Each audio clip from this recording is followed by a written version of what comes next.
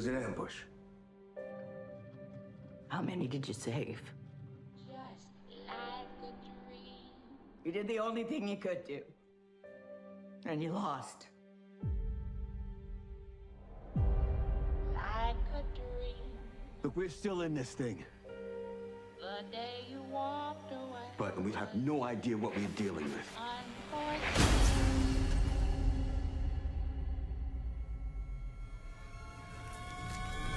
Will you haunt me like a dream? Things are getting worse around here, aren't they? Boyd, we're out of food. Too many things are changing. Yeah. I have to remember. Remember what? What's missing? Nothing that I've been through is possible. I think you're here for what's in the basement. This place will not break us. We can still win. But the only way we go home is together. Hello. Yes, indeed. The game Real here is Enigmas and rigged. Theories is back again with another live stream. How's everybody out there doing? Can y'all hear me well? Let me know.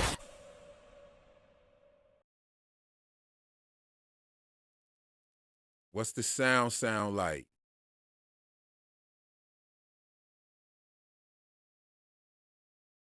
Okay, I see everybody's coming in the building now. I see it. Okay. We got Betrayed King in the building. Burritos in the building. Sophie L is in the building. Taryn Matheru. Brother Taryn Matheru is watching this from a plane, he said. Okay. That's fire right there. You gotta respect it. Like, you know that, like, I dedicated to tuning into what's going on with the Fromland for sure. Taryn, that's dope. We got Bitey in the building. Okay. Who else? Golden Child is in the building. 08 Cali is in the building. Yes, indeed. We got Stephanie in the building. Michelle's in the building. Okay. Nisha's in the building. Yeah, we're in here. We're in here. Let's get these likes up. Let's get these likes up so this can pop up in everybody's feed. Pop up in everybody's YouTube feed. So that they can gather around for the great debate. What did Burrito say? From blowing up my YouTube feed, and I love it. That's what we need to do. Let's make this blow up the YouTube feed so that they can come on in here. We got a balanced chat room for this discussion. We got Too Tall in the building. Yes, indeed. Let's have a balanced chat room. You know I got my family in here, and it may, people might agree with me more. Okay, I think he just came in. Yes, indeed. Yes. Yes, sir. He's in the building. I'm here. All right, hold on here. Let me switch over here.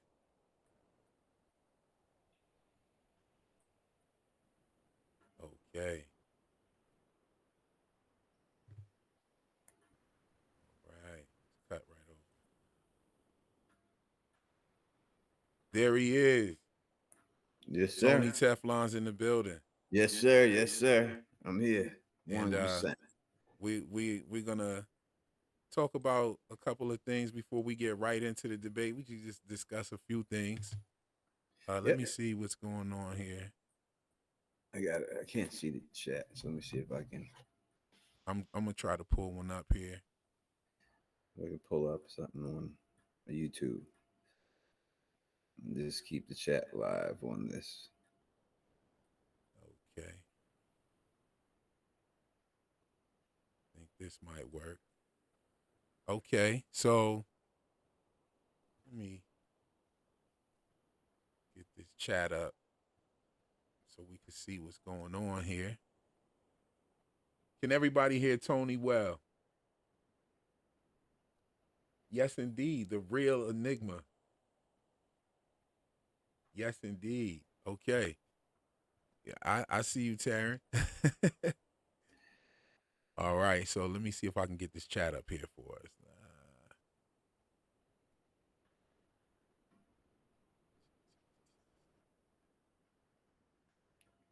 Okay. Yeah. Let me copy this. Uh-oh.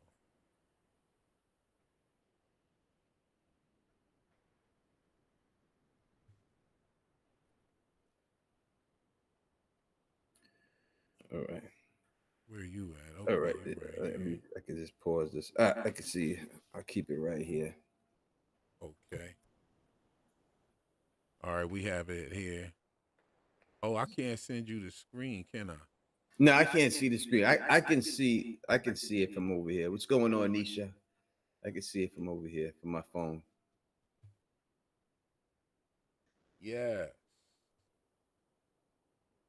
So we Yeah, I'm here for all the smoke, baby. I'm here for it. I'm here Okay, for the so smoke. yeah, and I definitely want some more people to come in from your side, you know what I mean? Because I don't want everybody agreeing with me in the chat, you know. I There are want it to people. be a There are nice people. balanced chat. This is a friendly debate between brothers, and Yeah. we definitely gonna get into it. We could talk about a couple of things and just get right into it. What happened was Tony and I, of course, were discussing the trailer, and we were noticing some things, and Mhm. it took us to a point to where we began to talk about Mr. What Are Those? And if y'all don't know who Mr. What Are Those is the guy drinking from the skull that attacks Jade with the messed up eye. So we were talking about that, and he thinks that the guy is real. And Mhm. I think that that guy is another vision, just like the Civil War soldier, just like the guy under the boulder, just like Chris. I think he's another premonition, and he's saying that uh, that guy is actually going to be the one to accost Christie. Yeah. So that part of the debate, and that's not even the debate that we're here to debate. We'll talk. We can talk about that. However, Whatever you want. the real debate that we were actually having is who is communicating with Sarah, who is communicating with Jade, who is communicating with these people. And I know people out there are familiar with my theory. However, we haven't really dived into this because I don't have a theory on exactly who it is or what they are. However, I do have my indications, and if you know Tony's theory, he has the theory of it being the aliens. And so I want to discuss that, and I want to let Tony go and make his case for the aliens being the perpetrators who are contacting Sarah and the other people in Fromland. So you take it away, Tony. Yeah, I don't think, in all honesty, this is truly up for debate when it all comes down to it. Now, if you want to discuss, say that it's not aliens, that could be up for debate. But as for the statements and everything else, we were talking. You were saying that you believe that Sarah was talking to the monsters. The monsters were talking to Sarah and giving her the information. That's how the You're conversation. right. You're right. Yeah, and I'm saying that, and all respectfully, that's 100% false. Okay. It's not the monsters that are communicating with Sarah. So when we look at the whole Sarah situation, Sarah's not evil. Sarah's the hero of this whole story when it all comes down to it. All right. So when you look at the whole situation dealing with Sarah and who's communicating with her, right? You can take it step by step. From what we see she gets a message on her arm, right? The message on her arm says, "Kill the boy." Right? This is what makes her make the attempt on Ethan's life. But it really, she miscommunicated the message. It's not the Ethan.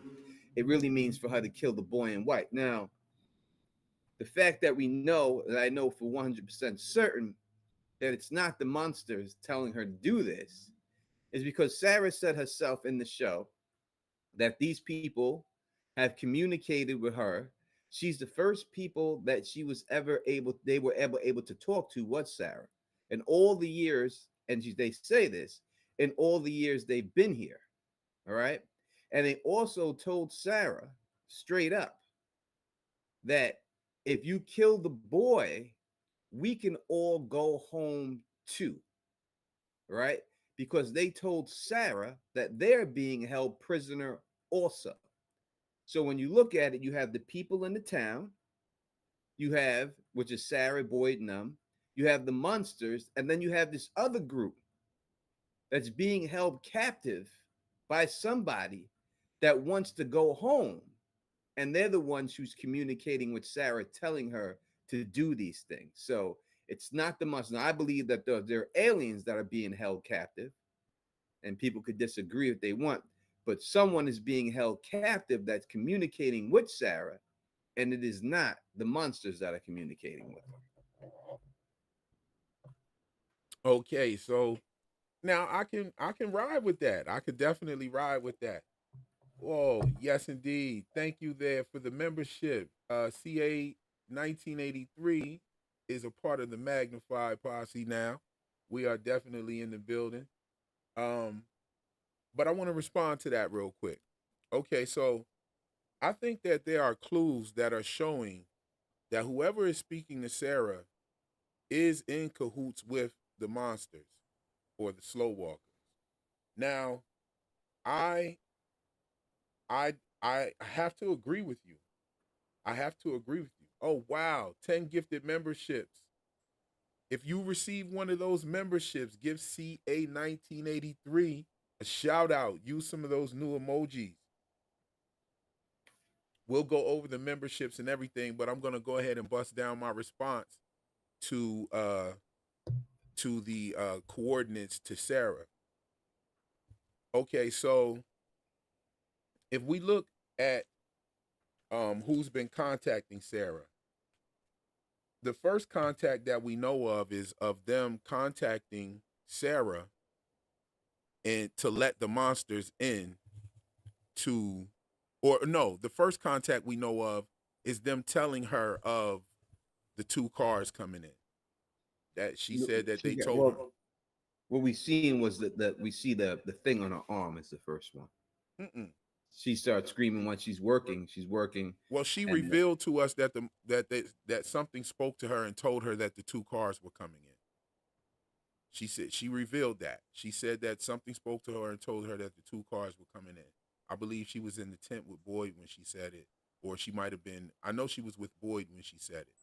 So she said it later than they actually showed it. Right. She said it And they later than they showed it.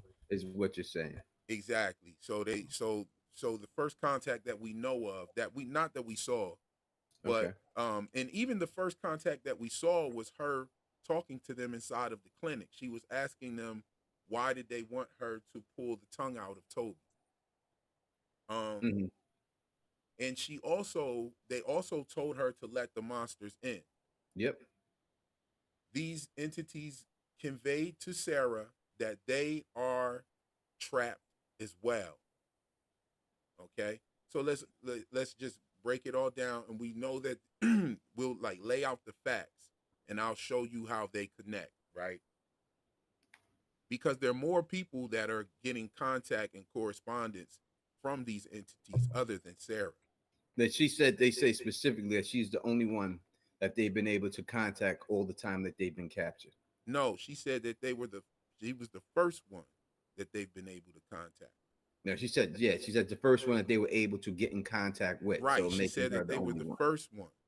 So I believe that Tabitha is also being contacted by the same entity when the children are shown, and I'm going to point that out as well in all of the facts, right? Okay, so we said the facts are that Sarah's being contacted, and she was told to allow these creatures into the clinic.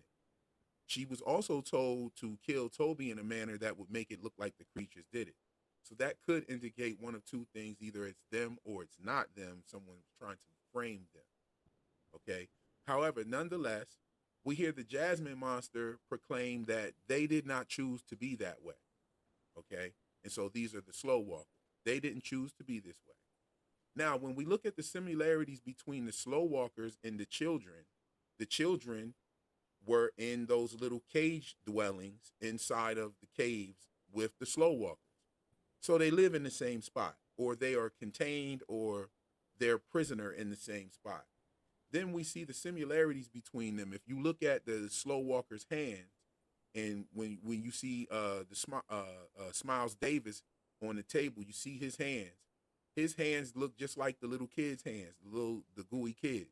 Their hands look like that as well. They have the same looking hands. They also have their hairs falling out, and we've seen what these creatures look like in their natural state. They're bald. We also see that they have red and blue veins all over their skin, and these very prominent, they stick right out, red and blue veins all over the monster's skin. And we also see that with the children as well. Okay, the children are laying on these slabs that are in the same dwelling as the slow walkers as well, up under the roots. So I would say, first of all, let's narrow it down. Is it safe to say that Tabitha and Jade are getting their visions from the same people? No. Okay, I'll say yes. And the reason why is this: because if you are getting a vision of that symbol, you would be getting it from those children, because the children are who are laying under the symbol looking at it. And the reason why the symbol looks different in variations is because you're getting it from each perspective of the child that is on those stones. Those symbols are, you're seeing the symbols from different perspectives. As the children are laying down, each of them see the symbol in a different way. And this is why Chris was drawing the symbols in a different way.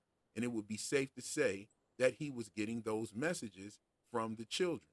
The children, we know, are prisoners for sure, because they're in those cages under there, right over there by they're in the scene where you could see the slabs that they're laying on. You can also see the cages in that area as well. So they're prisoners there. Sarah stated that they're trying to get out.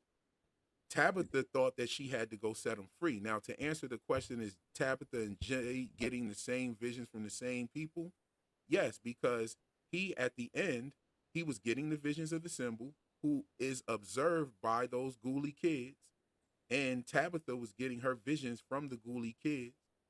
And also, Christopher was getting those same visions from the ghoulie kids.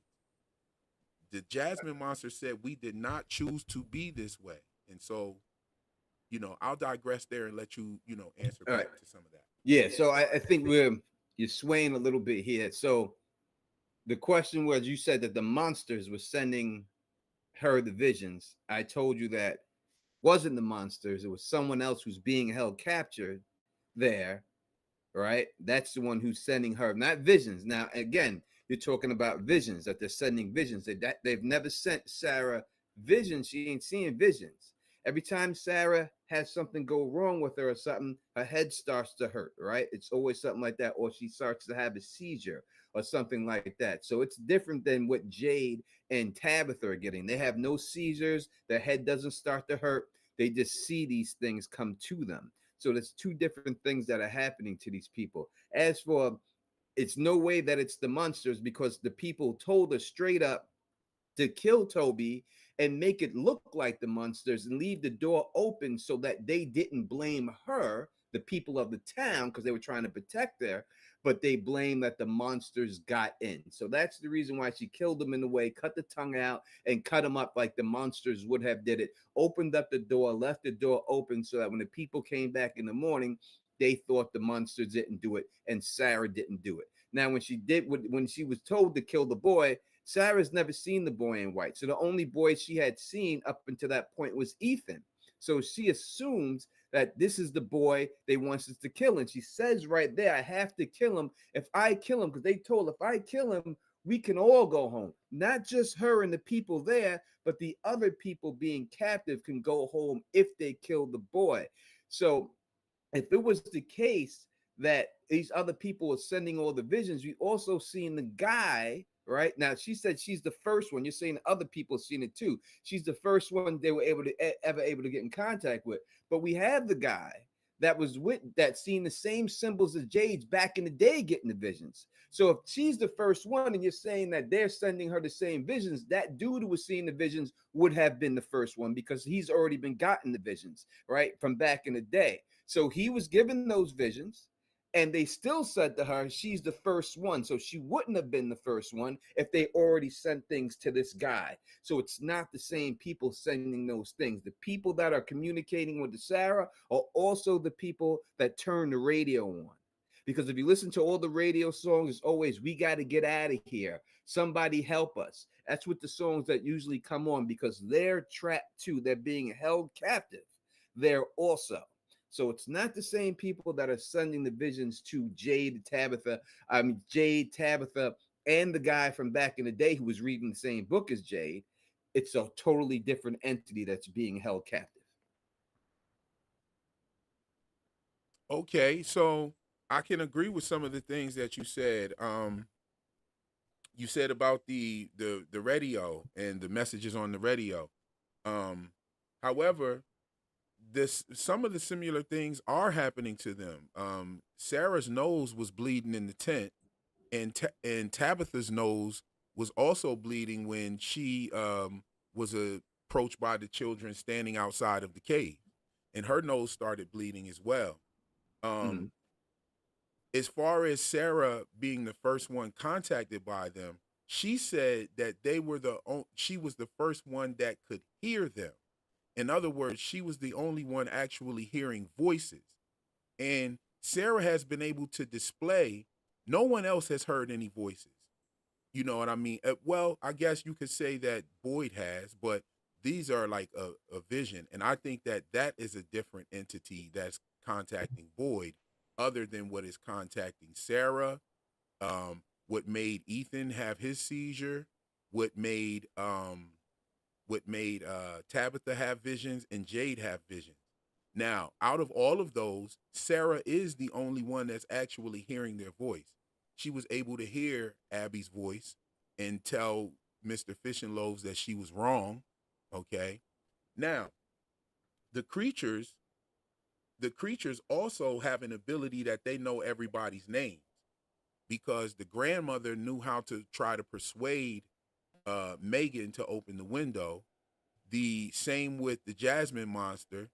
The boy outside the colony house monster knew Julie. He knew her by name. And the Jasmine monster said to Trudy while she was killing her that we know all of your names. She asked, how did you know my name? We know all of your names.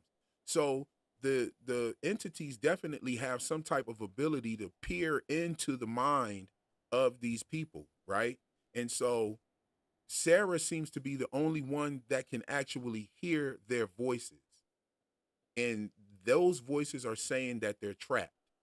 Now, the correlation that I'm making to the children and the slow walkers, I think is undeniable. I saw somebody in the comments say that the slow walkers are a different age than the children and they appear to be older. The children could be going through the process. You know, they still have some of their hair. They haven't been totally transformed yet. And they're probably most likely dead already. So I see we have a caller calling in. I'm not going to answer any calls at the moment. We're going through the discourse. So later on, I'll pick up some of these calls. But what I was saying was the creatures have a way to be able to peer into their minds and their thoughts, and they seem to know the people's names and aspects about their life. He even asked Julie, "Don't you remember me?" Like he was trying to trick her. I don't think that's somebody that she would actually remember. However, as far as the ages of the slow walkers and the children, I believe that the children are at the beginning stages. Not only that, they have the ability to shapeshift. There's one monster on there that actually has she's dressed as she's an old lady, and she has this outfit on. And then there's a younger monster, a younger female monster who actually has the same outfit on. And I think they were both, one had a person, the other one didn't have a person. But they were clearly the same one. They had the same glasses. They even look alike and everything. So I think that these entities, or these the slow walkers, can shapeshift and look like other people or look different in age, just like we have the young teenage boy slow walker as well, who's not too far in age from these little kids there. I think that they're prisoners there. I think that something happened as far as like with the settlers that came here. Those children are dressed like settlers in the 17th century. Like, they look like undergarments from the 17th century. Now we're seeing more clothes from the 17th century. You see the clothes that the guy that's drinking from the skull that he's wearing, he's dressed like a Puritan as well. Then we see when Tabitha makes it out and goes with into the basement, who I believe is Victor's father. I think we agree on that. We see her go into the basement. I think that that picture of the shadowy figure with the frill neck and the frill wrist, the cuffs, I think that is a Puritan as well, or a pilgrim. Or I think it's a Puritan who are actually descendants of the early pilgrims, which is totally intertwined with my theory about the Native American aspect of the show, the Pilgrims and the Indians, of course. But I digress on that point. But I think that those children are not survivors, victims of some sort of ritual that turned them into what some people are calling the fairies. And I'll land my plane right there. I think we're going off a little bit of the topic. So the people Hold on that one second. I'm trying to, instead of like, I'm not going off the topic, but what I'm trying to show is the correlation between the children who are prisoners, the slow walkers who said that they didn't choose to be that way, who I'm saying that the children are one and the same, and also the entity that is speaking to Sarah, who told Sarah to let them in there, who told Sarah to commit murder. And by the way, my last point on what you said about Sarah saying that they would all be able to go home. Yep. Sarah told two different stories. At one point, she said that they would all be able to go home. And the other point, she said that her brother would die if she didn't kill them. So she told two different stories. She told Father Kotri that they'd all be able to go home. No, she said it out. She said it out loud. She said that out loud to Ethan, actually. No, to everybody. When she was holding Ethan, and she said, "No, I have to kill him. We could all go home." Well, nobody was there when she did that. Yeah, when she was outside, that's when she cuts the brother's throat. Instead, she's outside. She's holding Ethan. Yeah, but nobody saw that. Everyone was there. The people came and surrounded her, and then she's sitting there. Then a brother comes from behind, grabs after she says that she knows. She goes, "I have to, so we can all go home." Nobody was there. It was her and Ethan alone. It was her and Ethan alone. No, she was outside. Everyone was outside telling her to stop. That's when she said it. No, and then a brother came from behind her, and then she cut his brother's throat by accident. We'll play the clip for sure. Then Ethan kicked her and he ran away. What episode was that? That was episode 5. Am I right? It was one of them, yeah. But that's how it went down. That episode, everyone was there at that particular time. Only one that wasn't there at the time was Tabitha, because she put Tabitha in the barn. She locked her in. She grabbed up Ethan. She goes outside. When she goes outside, that's when everyone comes out there. Tabitha escapes, and she goes, I have to, so we could all go home. And then they tell her not to do it. Then the brother comes from behind her. He grabs her. She slices his throat by accident. Ethan kicks her, runs away. So you're saying that people were standing there while Sarah was about to kill this boy, telling her to stop doing it? Yeah. No, that didn't happen. I got it right here. Hold on, I'm gonna put this up for a quick second. I know you probably, well, you'll be able to see it. Well, how can you see? Oh no, I can share my screen here. Hold on one second. Let me figure this out real quick. I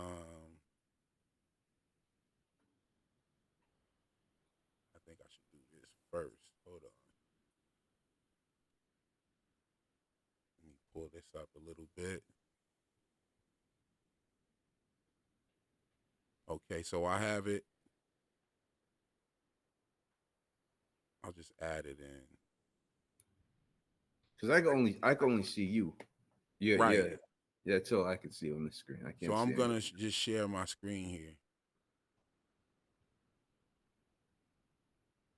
and present this to you. The window. Where is it at?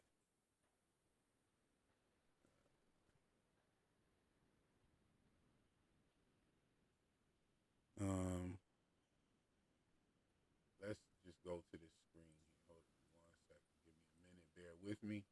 Yeah, no one is there to bear witness to what Sarah done.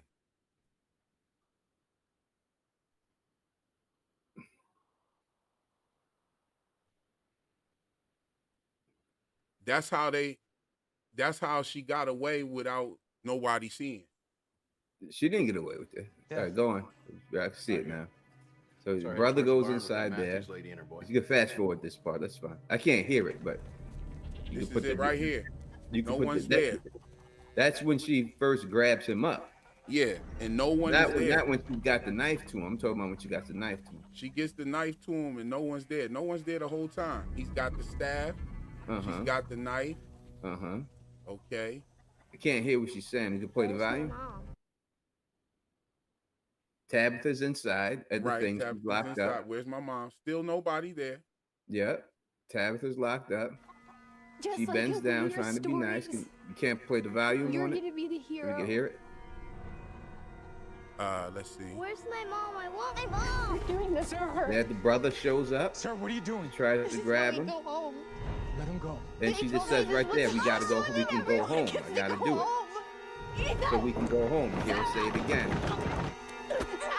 He kicks her, runs away, fights with the brother, slices the brother's neck. And no one was there. What does that mean? Nobody was there. She said what she said. She said the reason, the whole purpose of what I'm saying is that she's saying the reason why she did it is because they told her they can all go home if she killed the boy. That's what it's about. Right, So, yeah. But you said you said everybody was outside. I did. I thought there were more people out there. Yeah, there was no one there the whole time. Somebody would have stopped her or jumped on her. I don't know. The brother tried. Right, so the brother ran and tried to stop and got killed. But the fact of the matter is what she said. She said that she's doing it so they can go home. That's the purpose of her saying that. Okay, so I have to, so we can all go home. That's what she said. She said it twice there. Okay, but see, here's the thing. Sarah. Okay, here we are. You back. I was trying to figure out how to get you back. So you saw it, but I was trying to. My whole thing was this: Sarah was saying to her brother, she was trying to justify, deleting Ethan, right? So, so no one was there to bear witness to that. Okay. But however, she also says this to Katri that she would be able to get home. However, when she's talking to Boyd, she said that the reason why she tried to do that is because the entities told her that if she didn't do it, her brother would die. Okay, that's possibly. She said that. Right, and it was at that point. What does that mean, though? Okay, so that's two different things. Telling It's me not, that I mean, it really isn't two. I mean, it is two different things. I mean, check this out though. Two different things, but I'm saying the bottom line of the whole situation is that the voice told her the reason why she went to kill Ethan was because they told her that they can all go home, even them, if she killed the boy. I believe it's not that boy, it's the boy in white who has to die for them all to go home, because the boy in white is in control of this thing, and that is why. But as for your whole situation about the slow walkers and them knowing everybody's name and everything else, the reason why they know everybody's name is because the whole slow walkers are being controlled by a force that is using them as a hive mind. They are all hive minded. They're being controlled by a force that is there that you can't see, possibly people that are in the fourth dimension. They are the ones. That's why they all stop on a dime at the same time. That's why they all turn around and walk away at the same time, because somebody's controlling them and feeding them the information, letting them know. The slow walkers themselves don't know the people's I name. The do people who are believe that they controlling them do. I do are believe doing that. that they exist in some sort of hive mind state. I definitely agree with that point, that they do exist in some sort of hive mind state, like you said, when they all stop together and they kind of spectated outside of the RV. However, it it does seem like they may be a little bit in. They do have some sort of independence of thought. However, Mhm. they just have certain rules that they have to follow. I could also tell you this. I had Molly Dunsworth on my channel, right? She came on and did an interview. And I asked her that specific question about what she said, the porn stash and everything. And she said the way it was communicated to her when she was portraying the role by the people who made it was that these monsters will say whatever they need to say to manipulate the people to get them inside the house or do Okay, whatever and they so want. this is where so if we're saying that, then here we are.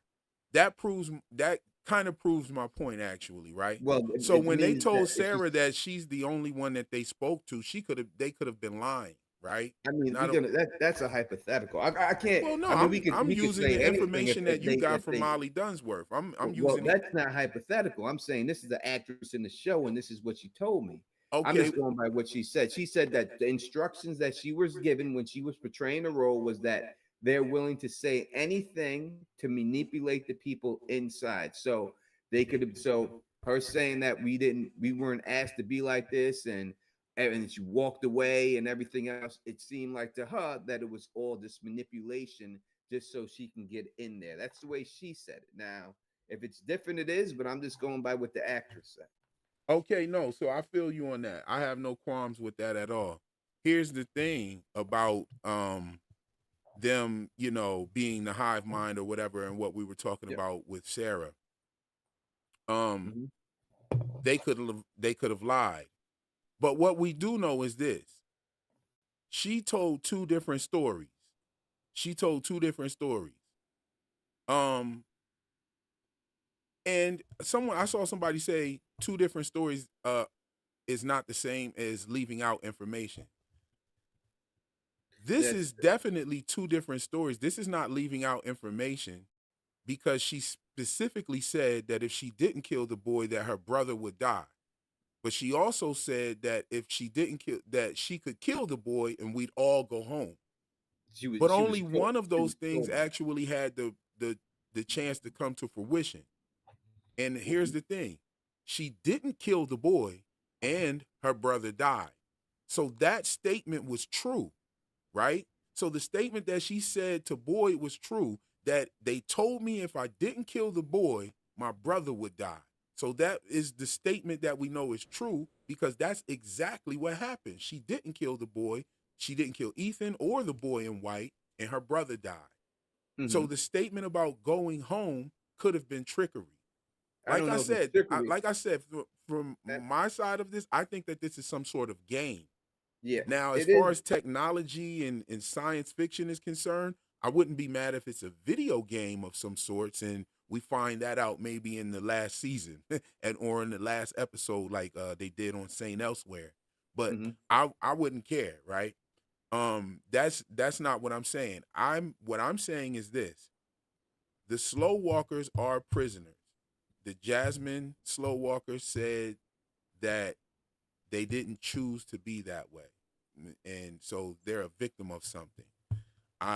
We see that those children that Tabitha was trying to save are definitely victims. They're being kept in a cage. They're dirty as hell. They got on old ass clothes that are soiled and dirty. Um, they're definitely victims of something.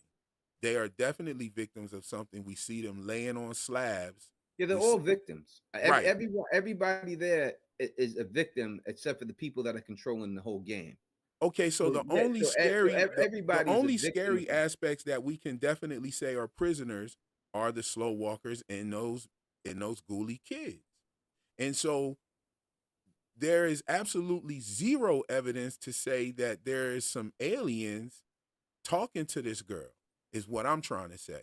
I Well, say there is that I'm saying that there is there's way evidence. more evidence to my theory is something that we've seen, which is the slow walkers and those ghoulish kids are who is communicating with several of these townspeople. Mhm. And you're saying that something that we haven't even seen yet is what is communicating with them. And I'm just saying that that's One pure 100%. speculation. That's not pure speculation. I would just say that if you want to say people, if I say Sarah said the people told her this, and you say, well, they could have been lying to her. That's just, you're just trying to dispute. There's nothing else to say. You can't say anything, so it's gonna be like, well, they could have been lying. I could say that about anything if we're gonna do a debate like back and forth like that. All we can go by is what she said and everything else. We can't just be like, oh, well, they could have been lying to her. They could have been this. All we're going by is the facts. Now, as for me saying that it's aliens, I said before the whole conversation we're having is that I'm saying there's someone else communicating to her. That's not the monsters. That's not them. Someone else is being held captive there, and they want to escape. Now, I think it's aliens. If other people want to think it's fairies that are being held captive, if anyone else think it's something else, of course it could be. But I believe that it's aliens. But it's not the monsters. It's a different entity. Is my point that's holding her, and she's not evil. She was just doing what she was told to do because they were trying to get out of there themselves. Now, as for if you want to ask me why I believe that it's aliens being held captive, I can give you a couple of things real quick that points to aliens. When the monsters were told, these entities were trying to convince her father Khatri that they existed, right? They went into Sarah. They used Sarah's hand to draw it out, and when they drew it out, the map, they looked and said, "This is the proof." And he looked at it, and it was a candy bar that he had buried, saying that they were able to see him. Right? He buried this in the daytime. They were able to see him. The monsters are sleeping, and they seen him buried. Not only were they able to see him bury it, right? They were also able to see what was inside the bag that he buried, right? He had all that stuff in the bag already, but they were able to see through the bag, see what was actually in the bag. And it was a candy bar. The candy bar itself said, out of this world, and had a UFO and an alien flying over it. Now, right on the candy bar. They could have put a lion on that candy bar. They could have Now, put here's a the skunk on thing. that candy bar. But the people who made the show chose to put an alien and call the candy bar out of this world. That's one Okay. thing to tell you. Okay, yeah, I'm not going to negate that showrunners put red herrings in things. I mean, that is like right on the surface. I mean, it's literally on a candy bar on the surface. There's no other clues to back it up or anything. There are You other know, clues to back up you know, the alien stuff too. There's another clue is that and second of all, there's no evidence to back up that they saw through the bag. it I is said, because no, wait, check they, this out. Well, let me say real this. quick. Because There's no when he came out, when they showed the flashback of him coming out and burying the bag, that everything was in the bag already when he came out there. He didn't have it separate. He had it all in the bag. So, and the fact that he just took the bag and dumped it in there, because when he came out and unburied the bag, he seen that was inside. The whole bag was already sealed and stuff. So they would have had to see through the bag in order to know what the contents of the bag is. And if you're able to see through the bag and you're able to see through things in the third dimension, the only people who are physically able to do something like that would be somebody who is in the fourth dimension. And if you're in the fourth dimension, you can see through a human body. You can see through a person's body. You can see through anything you could see through a house, walls, a bag. You could see through anything if you're in the fourth dimension looking at the third dimension. So they would be able to see all that stuff and affect everything else the way we see it being affected. When you see Boyd underneath, when he's inside the RV, when you hear the bumping on the floor, and they say, wait a second, the RV is literally on touching the floor. There's no way there can be space underneath. The only way someone can hit that underneath is if that person was from the fourth dimension and they were banging through it right there. When we see the house collapse, okay, so we're going off into other aspects. Let me speak on being able, there's no evidence that there was anything that could see through the bag. Now let me speak on that. Give me a second here. Right? Okay, so with Boyd, we saw that Boyd had seen something moving under Martin's skin, right? And we seen that he did the blood brother ritual on Boyd. So Boyd automatically thinks that there's worms under his skin. So when he has the vision with the ballerina and the worms coming out of his mouth. All right, Quinn, can I stop real quick before? Hold on. Let me build real quick. Let me just say this real quick. I promise to let you swim. That's fine. Again, I had the actress on my channel, right? The one who played Julie. And we talked about this, and she said specifically, this was her words, and you can go back, everyone can go back and look. She said Boyd has extraterrestrial parasites under his skin. That's what's her words.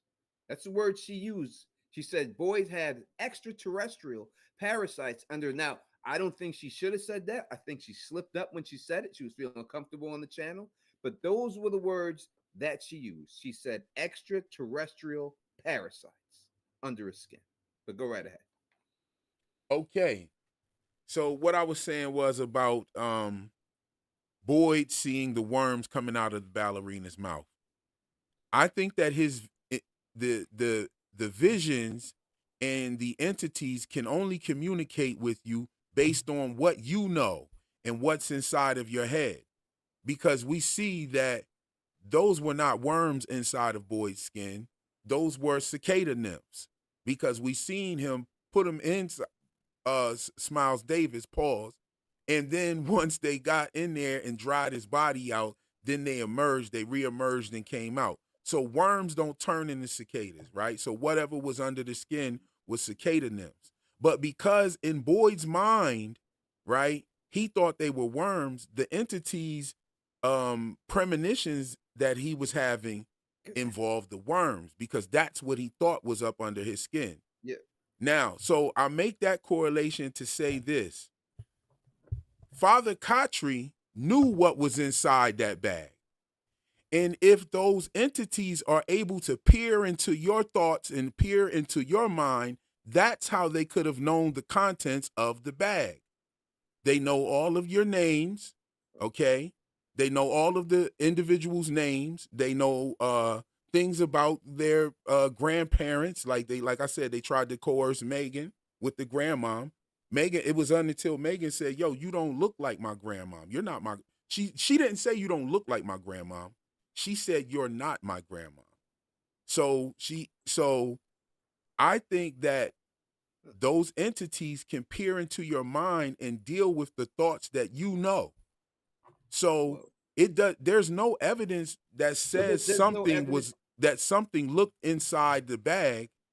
The evidence, the entities could have known what was in the bag because Father Khatri knew what was in the bag. They drew a picture of it though. You know I know, and because they know what was in the bag. Father Khatri constantly gave out those candy bars at his church. Not to the people in Fromland. That was before he got there. Yeah, that was before he got there. He didn't have the whole Kit Kat bars and everything. Right, that was before he got there. Before he got there, so the entity exists outside as well. Real quick, let me address. Let me finish my bill real quick. Yeah, let me address some people in the chat that just are making up some crazy stuff. And the person I'm addressing here is It's Just the Internet, Bro, and Susie Greenberg, who says extraterrestrial doesn't mean outer space. Extraterrestrial, and we're going to look it up. It says right here, it means, and this is the dictionary version, from outside the You earth. can share your screen too. I don't need to. It says from outside the earth or its atmosphere, which means outer space. All right. So anyone in the chat saying extraterrestrial doesn't mean outer space. Y'all, I don't know what y'all you need to do a Google search of it first before you say something like that, because that's exactly what it means. Why do you think ET was called ET? Right? It was called ET because it was the extraterrestrial. Why? Because he was an alien from outer space. I'm saying what she said. And those words that she said specifically, she could have said, oh, Boyd had bloodworms under his skin. The words she chose were extraterrestrial. That's just not something that someone says in their common knowledge or walkabout day. You just don't bring up the word. Another person who's saying, oh, the actors don't know what's going on. The actors have to know what's going on because they have to act, right? So you have to give them things a way to act, and they're on the set. They know what's going on. To say they don't know, they may not know the ending of the film, the way it's going to end in the end. I'm sure they don't know that because they don't want them to leak it. But when you're an actor, you're giving things so that you can act a certain way. They want you to react a certain way, so they have to feed you stuff. So I'm sure she didn't just make up extraterrestrial parasites. That's a big word to make up. I'm sure that's what she heard on set, and she repeated it. That's what I'm saying for that. So I'm sorry about it, but I just do it. People in the chat, man, I'm not even gonna look at the chat. Nah, I'm sitting here laughing from ear to ear, smiling from ear to ear at this. I'm like, they on Tony's ass in that chat, boy. I'm telling you. They can say what they want, but the bottom line is they wrong. And that's just it. If you're gonna I think that I'm not here to. I just want to say this about the nuances that you give. The nuances that you give about the extraterrestrial possibilities, I feel at best are at a surface level, to the point to where you can just point out something that a character says, or you could just point out something that they shown, like with the space saucer on the candy bar, or things like this and things of that nature.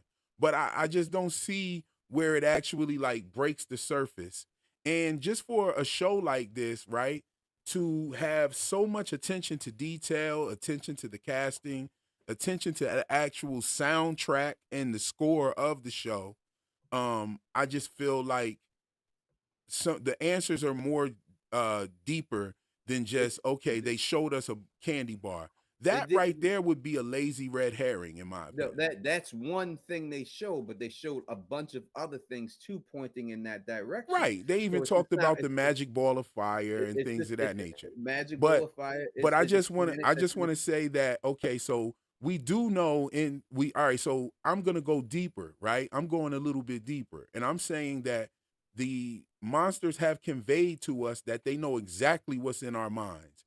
They know exactly what's happening with us, right? And I'm speaking us because we are the Fromland right now, and we're in Fromland. We're trapped in this show, whether you like it or not. Every time a live pops up, I'm watching. Every time somebody drops a video, I want to see what they got to say. Like, I am stuck in this town just as much as you two are, right? So I think that these entities know what's in our minds and things, and they know what's going on with us, just like how whatever spoke to Jim on the radio knew that Tabitha was digging under the basement. Like, I think that they know what's in our minds. So I'm sure that Khatri, so that's a fact that we know. As a matter of fact, they said it. They said we know all your names, right? That doesn't know.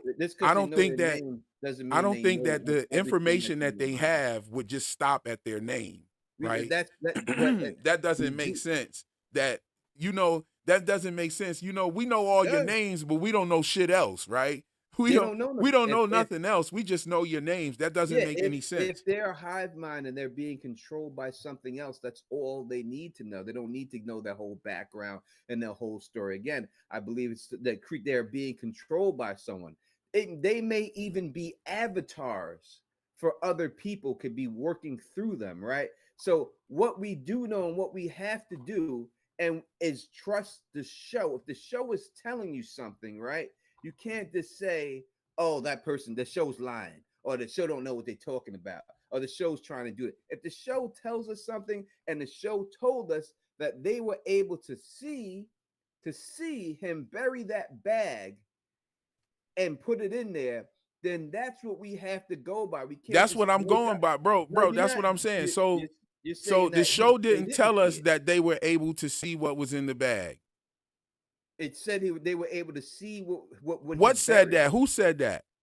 Sarah. That's why she was drawing it. You could pull it up. They said they seen what he was burying. He buried the bag. The stuff was in the bag. So if it's in the bag and they seen it and they were able to draw, that's what my explanation is, Tony, that they are able to see if they know, I'm sure they know more than your name. And I'm sure they know what you're doing. They knew about Brian Kelly, and Brian Kelly was somebody that Boyd knew all the way in Iraq. So they obviously are present outside. As a matter of fact, when Father Khatri killed old boy's father, he listened to the voices that told him to get on the road and keep going. That's how he ended up into this place. So it's obvious that they exist and they know things other than the people's names, Tony. So what I'm saying is, let me build. What I'm saying is that in the show, we know that they have information about them. And so if they have information about them, that is possibly how they knew what was the contents of the bag that he buried. They most likely watched him bury it because now he is in Fromland, right? But not only that, to speak on the other aspects that you said of their someone being observant or someone being fourth dimensional, right? Where you're talking about in the RV, there could have been tunnels under that RV. We see that there are tunnels under the town. We see we could make up anything if we want to start. We see that there are tunnels under the town. We see that there are tunnels under the town, and that's a fact. So, like, we're talking about people that were in that RV, and none of them had any knowledge of those tunnels. All right, so let me explain real quick. All right, if you have a tunnel that's that close to the surface of the RV where you can bang and make a noise, the RV would have caved in. It wouldn't be enough to hold the weight of that RV. It would have fell down in that hole. Well, I mean, we are dealing with entities that were able to make a house fall down. All right. And before they made the house fall down, they made like a perfect little finger hole, right?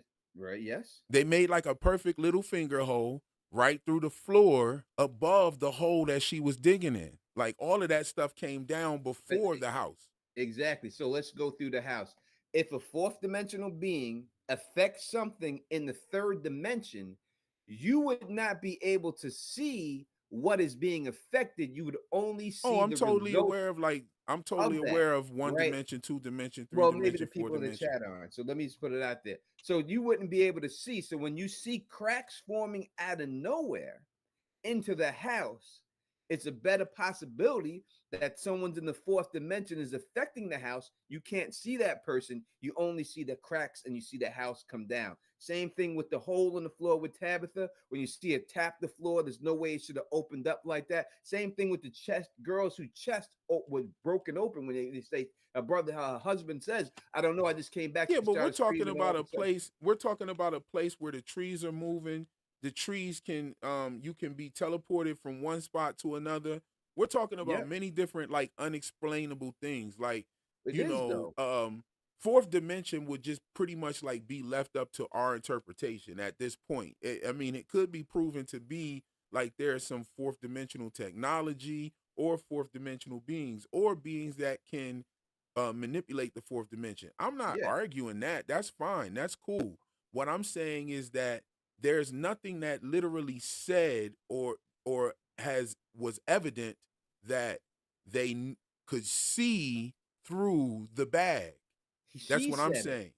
I'm saying that there's more evidence that shows that they knew what was in the bag because they knew what was in Father Khatri's head. I don't think there's any evidence. She said specifically, they saw you bury the bag. They knew it was, and they seen you buried the bag. Okay, they saw you bury the bag. That's what it is. That's what they said. You know, they didn't say they read your mind and they knew that you buried the bag. The whole point of that conversation was to prove to Father Khatri that there's something out there that can see him. Not something no doubt that could see him. So that was the whole thing. That's why she said they saw you bury the bag when you got here, and they drew that in their bag to prove that they could see. That was the whole purpose of that whole situation. No more than that. That's what it was, so that he could believe that these people actually exist and Sarah's not crazy and she's talking to herself. That was the whole reason of that whole situation. It was done for no other reason. Now, if you want to, again, if people want to argue again and say that those beings are fairies or Norse gods, 100% you could be right. I think it's aliens. 100% I could be right. But those things that are talking to Sarah and the ones that are telling her, making her draw, 100% to me, are not the same as the slow walkers and them. It's Gardenia not Blossoms them. just commented exactly what I was about to say. I was about to say there could be either two things. There's actually evidence for two reasons other than them actually being able to see through the bag. That's just pure speculation. But there's That is. evidence for either they could see what was in his mind or they actually saw him put the stuff in the bag. That's speculation too. No, that's not speculation. It is speculation. How is it? Wait, check it out. How is it speculation? How is it speculation if you? How is it speculation when I say it? But you could literally quote Sarah by saying they saw you put what they saw you bury the bag. And I can explain to you. I'm going by what the show said. You saying that you saying that, oh, they read Father Kadri's mind. That's how they knew it was in the bag. That's nothing in the show even pointed to that direction where they said that. Yeah, there is. I just pointed it out. The things that are in the show is the fact. Let me break this down. I've been letting you I've been letting you go. So let me break this down. There is evidence. I pointed out, I'll say it again. They have proven that they know things about these people. They know about the Mr. Fishing loaves, and they conveyed that to Sarah. Sarah didn't say, now, to your point, that's speculation. Sarah didn't say they saw through your bag and knew what was in it. Okay, you're totally speculating that.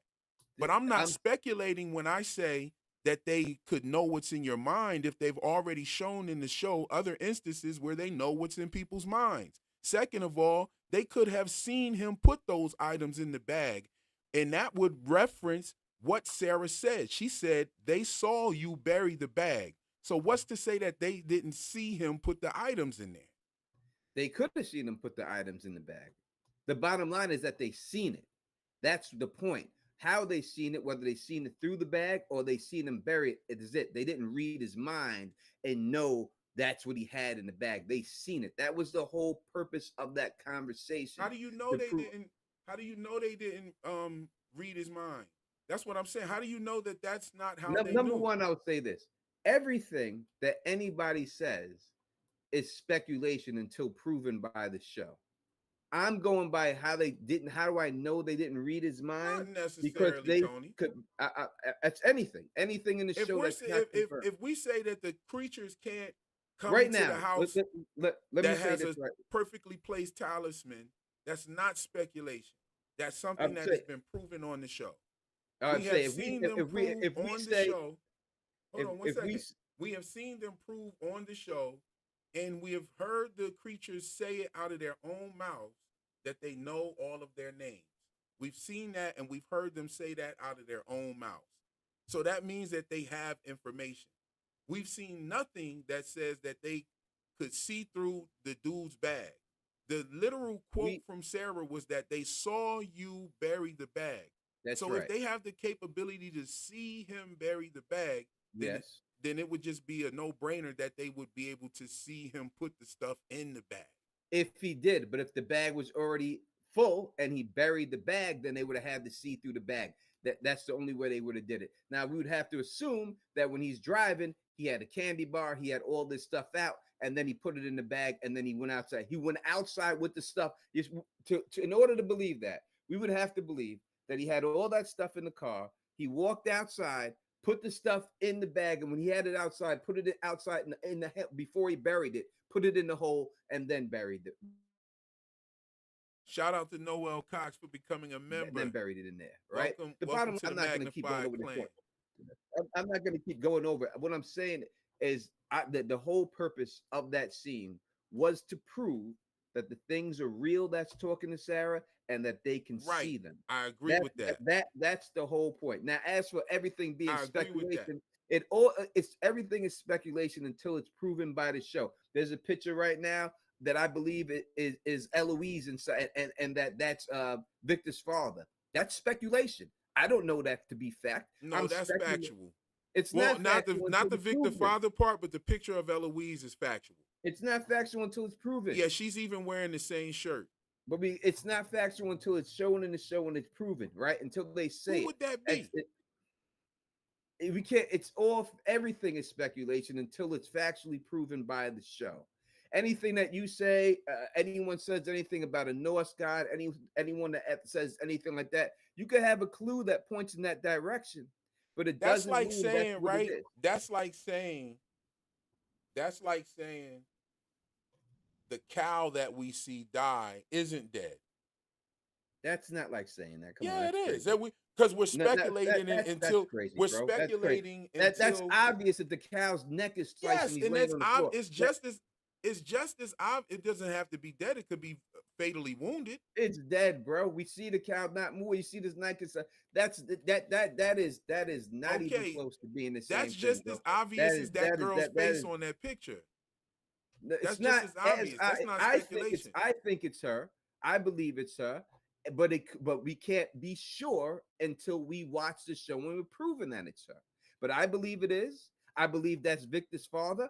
I'm not sure. No one can be sure until it's proven when the No, series yeah, we don't comes know out that. and That could talk be to his him. uncle. That could be his That brother could be or older anything. brother or something. We don't that know. could be. I think it's his father. If you want to go that route, it could be his uncle's kid, and because their family, it looks like Eloise, right? Yeah, it could be.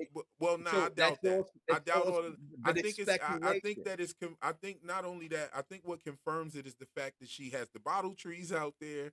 I think that what also confirms it is the fact that we see the paintings out there, the paintings in the basement. I understand, and I believe the same thing. But what I'm saying is, it's still speculation until we've seen it, until the show shows it. No matter what we see, no matter how many clues we see, and we could point to, until it is shown, it is all speculation. Any theory, that's the whole definition of a theory. A theory is not factual. It's based on what you think and why you think it's going to play out that way, or it wouldn't be a theory. Every theory is speculation. That's I think we getting off. I think we theory. getting off. I think we getting off point a little bit. I think we getting off point. We actually arguing the definition of No, speculation. we ain't arguing. But if you think we are, then I'm sorry. That's oh no, not no, I'm no, not no, no. trying to I'm argue. saying like, okay, if we look, okay, yeah, I'm I'm right up on you, Del Senior. I was gonna go and take a minute to read some of the chat. I think that we cooking over here for real. Like we got a little sidetracked with the speculation argument. I do feel that there are aspects of the show that lean towards showing us that these entities can peer into your mind, and you know, I don't think that they're. I think that that's not a speculation because the monsters literally tell you that.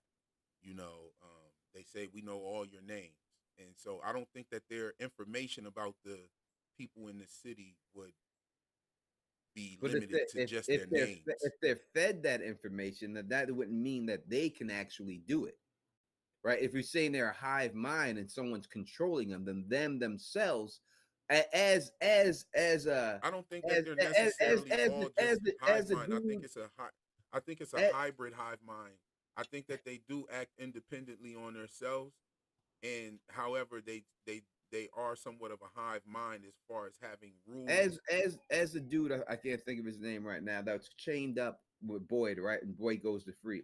He says specifically that these monsters are just the tip of the spear, right? So when you say that phrase, that means you're the tip of the spear and someone is behind the spear holding it, right? Indeed, so that, I agree. That's what the phrase means. I said that in the previous video. So that means they're being controlled by somebody else. Right. I think that they may be. I think that they have maybe been trained or changed into what they are. Probably changed into that, yes, but in the end, they're still being controlled 100%. Like I said, we see him stop on a dime all at the same time. We see him turn and walk away all at the same time. We see them not attack Boyd. Every time they get close to Boyd, they never attack him. Why? Because someone don't. But we haven't seen many things that are like indicative of like a full hive mind behavior. Like we haven't all seen them like moving in unison as far as like their arms and legs moving at the same time. We haven't seen them like speaking one phrase all together these are things that like typically hive mind situations you see on shows or TVs or movie I shows mean, or whatever. I think the biggest hive mind that's on TV is the Borg in Star Trek, and they don't all speak at the same time. They don't all just turn at the same time, but we know they're all controlled by the Queen Borg, and we know they're a hive mind, but we don't see them all do that. They all move independently in there. And I think that's the biggest influence on hive mind on television and TV history is the No, Borg. I can agree with that. There are different aspects to the hive mind. Like even on Invincible, those little Martian squids that come Mm-hmm. down, they're a hive mind, but their hive mind is like kind of like limited. They all have independent action, and just like you're saying, they can have independent action and be a hive mind. I'm not Yeah. mad at that at all. Um, One thing, the independent action that I thought was strange is the interaction with Boyd and Smiles Davis when he kills him and they stand around and watch. So it doesn't it seems like they have these rules and things that they have to abide by, and they were observing what happened. Even after Boyd left, they just walked over there, stood by it, observed it, and then they got the hell on. You see Then they what I'm all saying? turned around, just walked away. Right. So So I think that something is controlling them or pulling the strings.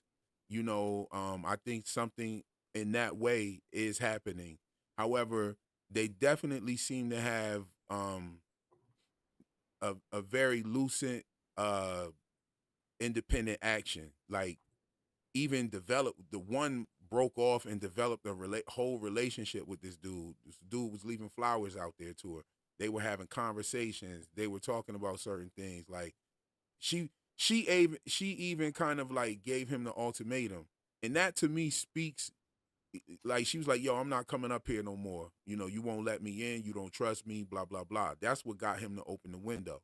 You see what I'm saying? Um, Yeah, that she to me manipulated speaks him.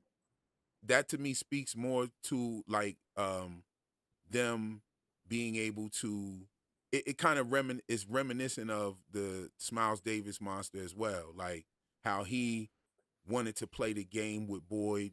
You know what I mean? Nobody else came over there, no one interrupted, no one even attacked Boyd afterwards. They were like in arm's length of him. You know what I'm Hmm. saying? And I think that there are some there are some clues right there. I think just that way that whole interaction went down just Clues of speaks what? a lot. I think first of all, one of my theories is that Boyd has been bit by the spiders, and that's why the slow walkers don't fuck with him. I think that because I think that the slow walkers are a result of those children being bit by the spiders, Right. and I he's like almost like one of them. One I of my think predictions is that they'll just one. I think one of those monsters will flat out tell him, "You're one of us." the reason why he was bit by the spider, and I made the theory up a long time ago with season one.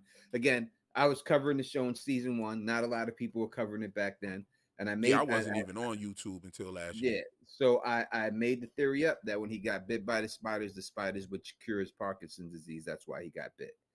And ever since he's been bit, you can see his hands never been shaken again. So I think that was the reason why he was bit to cure his Right, I Parkinson's. believe that too. I believe that there was a definite like reaction or side effect to getting bit by those spiders, and we saw that dissipate when he went in the tree. But then when he came out of the thing with the torch, we saw him go right back into that sickly stage where he was spitting and he couldn't walk and stuff like that.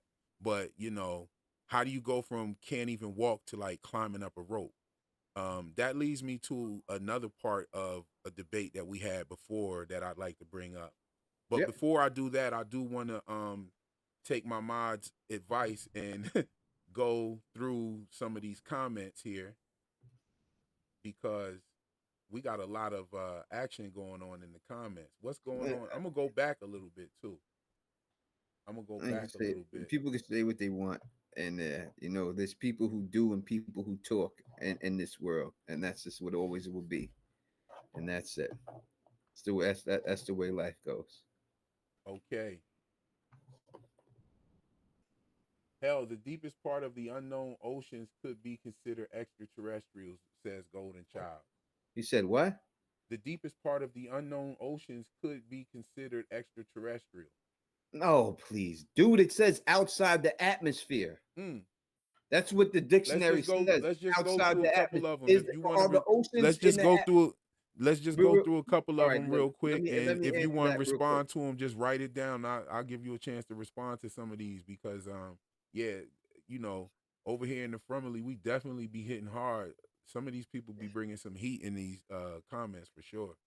It's just the internet. Tony hates when people disagree with him. Not at It's a all. huge Not at turnoff all. as a fan, and night and day difference to how other channels treat their chat. Oh Not man, at all. don't be so hard on my brother here. I brought the brother over here because we No, want to no, no, have a no. good. Let me say they can say what they want. They can say I don't want none of y'all. Let me say this, and I'll say this clear as day. I really don't want none of y'all agreeing with me. Trust me. I ain't here to be agreed with. I don't come on shows or do my videos so people can agree with me.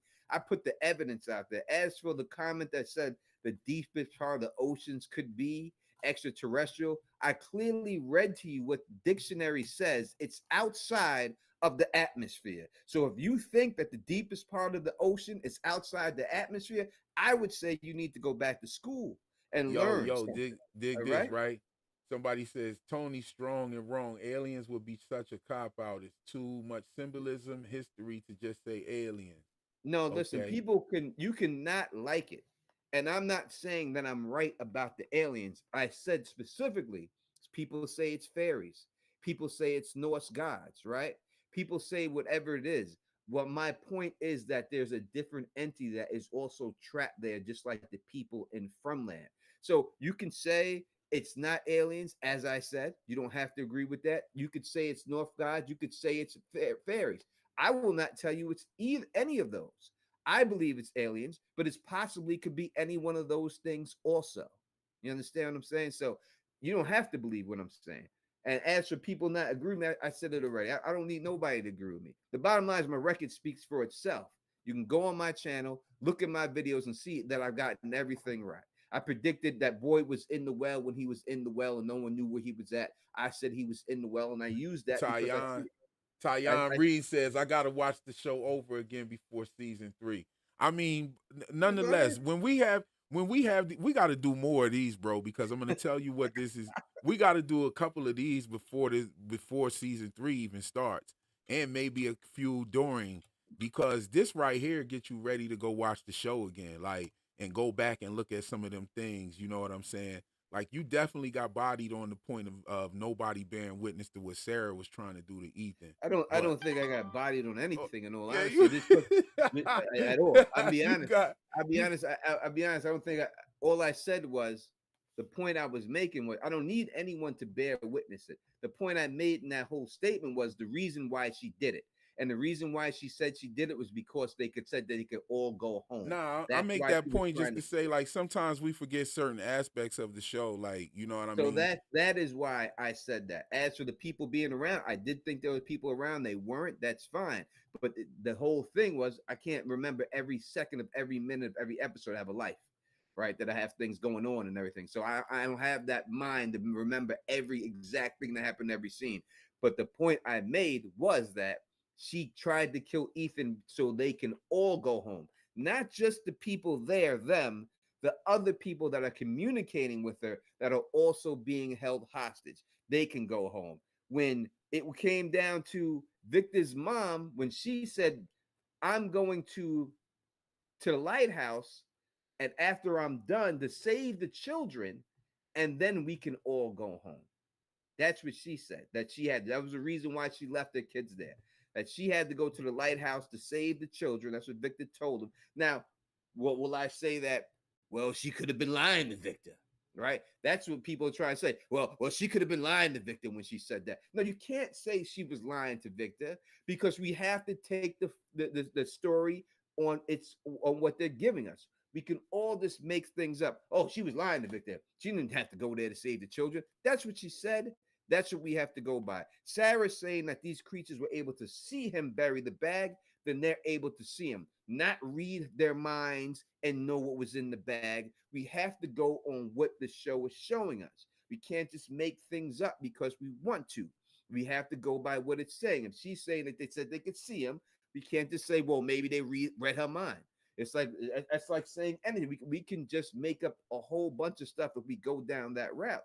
but that's not what the show is. So as for the people saying that if you don't like it that it's aliens because oh you think that's too easy, I told people on that show Sugar, go check my channel, in the first episode that dude was an alien, and it turned out that dude was an alien. Said it in the first episode straight up, right? You may not like it, and you don't have to like it. People didn't like the end of Game of Thrones, but the ending was what it was in the end.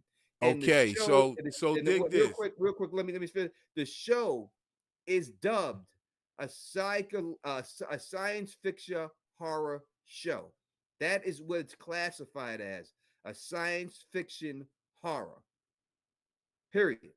That's what they classify the show itself as, science fiction horror. We've seen the horror, but we haven't seen the science fiction yet. But that's what they classify the show as. That's it. You Yo, can hate so it, but that's what it is. all right, so let's build for a bit, Yeah. right? I'm rocking with some of the comments. I think that you know, I don't. Yo, look, the comments both are making both good points. Like, or you know, I don't think the comments are split right now. However, some This is your people are channel. feeling what you're saying. Hey, listen. Here, I here. Now let me go real quick. So here you have the entity. What our debate was about who's communicating to Sarah, right? And I'm saying that the reason why I believe that it's the entities that are on the same team or the slow walkers is because she's been doing their bidding. She's been doing the bidding of the slow walkers. She's been killing people. And it seems like that's what their objective is. And it's very like a low level, just a physical death. Now we have these other threats that are way bigger. It's like on a higher tier, like to the point to where these things can come get you if you go to sleep. Everybody tries to stay awake. This thing can still come get some people in like some sort of walking dream where they see cicadas entering their mouth and nose and ears and stuff, and no one else can see it. Right? So we see that this place has the capability to go inside your head and make you see shit that is not there. And we know that it's not just because Boyd got bit by the spiders or the blood brother ritual with Martin, because we've seen it happen with other people that none of that shit even happened to. It happened with Paula. They broke her. It happened with Kenny. They burnt him. It happened with Marielle. They scared the shit out of her. It happened with Elgin. Something tried to drown him. And they were able to bring things back from those places. Elgin was able to bring water back from his dream. Kenny was able to bring a burn back from the thing with his dream. Mm-hmm. And Boyd had a whole walking dream when he was in the diner with Kenny and his mom. And, you know, he had a whole dream that he walked across the street, went in the church, the ballerina was there. When they showed the worms in her mouth, he fell on the back of his head back in the diner. So that whole thing didn't happen. And my thing is, I believe that Martin is also a dream. And I believe anytime you saw that music box, it was a dream. Because the music box only took place in dreams, whether it was a dream where you went to sleep and woke up spitting out water, or woke up with a burn on your arm, you know what I mean? Or woke up in withdrawal, having withdrawal. You know what I'm saying? Whatever you woke up from, you brought that back with you. Like Boyd was able to bring his cut back from Martin. He was also able to bring the torch back. Boyd is the only one that brought something back that was an instrument, or it was instrumental, which was the torch. So he could use that torch to get back. Elgin can't use that water. Kenny couldn't use the burn to get back there, but the torch worked. So I'm saying that they were in some sort of dream. And it also speaks to my point about Martin knowing who Abby was. Because if they are inside of Boyd's head, that's how Martin knew what Abby was and what Abby said. because they're able to get into your head. All right. So if your point here, and I'm trying to understand it because it's not as clear as it could be, is that they're all dreaming. I could agree that it all could be in a dream. The whole Fromland is possibly a dream. Martin says it. Boyd's wife says. No, I'm not Abby saying says that. it. I'm not saying Yeah. that the whole thing is a dream. I'm saying that when Boyd saw Martin, that was a dream. When Boyd was inside the caves and saw So when he Julie, got Mari, transported and from the faraway tree inside, when he got transported from the faraway tree, wound up in the well, you're saying that whole well experience, he got transported into a dream. yes, that All was right, a so whole entire walking dream, just like how he the dreamed he whole thing. walked across the street into the church. All right, if you And wanna every believe- time he had, because think about it, he saw the music box before Martin cut his arm. He saw the music box before Martin cut his arm, and every time you saw the music box or anybody else saw the music box, it was in their dream. Here's the other parts that sell you when he was in that well, it was a dream. First of all, when he went in there, he fell asleep. He went in there, he was like, Sarah, where are you? Where are you at? And that was the end of season 1. And then when season 2 comes back, it starts off with Boyd dreaming that he was in the town ringing the bell and the town was empty. Mm-hmm. And then he starts shaking his hand starts shaking, and the bell falls. He looks up at the sky, thunder claps, and he wakes up in the well. Right? So you're but saying then that, check this out. Let me even break it down even further. Please, you know what I'm saying? Come on, bro. I'll let you get real long-winded earlier. You please responded to the thing. comments. Let me go real quick. Please. So also when he wakes up in the well, it's dark. There's nothing up there. He looks up, you see no light, no fire, no torches lit. But then he starts screaming and asking, for help and whatnot. And then he starts laughing. Like, Sarah, you told me to go in here. What the hell is this? He starts laughing, and then he hears Martin. And then when he looks up, you can see the light. See the light from the torches. He's like, yo, are you real? And he was like, yeah, I'm real. Are you fucking real? And so he ends up throwing the rope to him. As he starts climbing the rope, we get another indication of him in a dream. He looks down and he sees Ellis talking about, let's go for the boat. Ellis is dressed like he about to go to the beach. Okay, so we get up there. First of all, Boyd, before he got in the tree, he couldn't even walk anymore. He was totally fatigued. He was done. There's no way he's climbing a rope up that well in that kind of condition. Then on top of it, he walks around. He's pointing his gun at Martin. He points his gun. He's casing the spot, and he sees the other 2 dead bodies that is up there. One of them looks like it was crushed by a boulder, like the dude under the boulder, and looked like it was set on fire too. And the other one looked like the bones was picked clean, like something ate all of the meat off of it, because the bones was like white and clean, like a high school skeleton for your biology class type shit. So that one was, and you could still see like flesh that was fused to its bones. But then Boyd gets cut in that dream. But that cut was real, right? So I'm saying that in those dreams that they're having, things can happen real. Just like Elgin brought the water back, he damn near drowned in his dream and was spitting up water. He was laying in the bed spitting up water. Kenny got burnt. He brought the burnt mark back and showed it to him. So yeah, they can bring things back with a dream. Now, parts of it is a dream, but not everything. And the reason why Martin, say what? That's a lot of juggling. I mean, you're saying it's all a dream. Now you're saying parts of it's a dream and parts of it isn't. No, I'm saying I said the shit with Martin, all of that was a dream. Anytime you see that music box, it was a dream. Okay, so right in the beginning, let's take it from where and I really don't even I got nothing against this whole situation. You want to say the whole thing is a dream? I believe the whole thing is a dream. It could be that. But I'm not saying that the whole thing is a dream. I know you're not saying that. I'm saying if you were, then I would agree. So this is what I'll say. And I'm not here just to contest anything you say. I don't want it to look like that. You're saying that Sarah and Boyd walked over to the far, were out there. It started raining. He was awake, obviously, in the rain. You're going to be awake. He was awake at that particular time. Mm-hmm. The boy in white told him to get inside of the faraway tree. He's awake when he gets inside the faraway tree. He goes into the well, and then from there, it all becomes a dream. And then we see him actually dreaming. So you're saying it became a dream. He has a dream inside of a dream, and then he wakes up, goes up there, and he's still dreaming. Is what you're saying. It happened, right?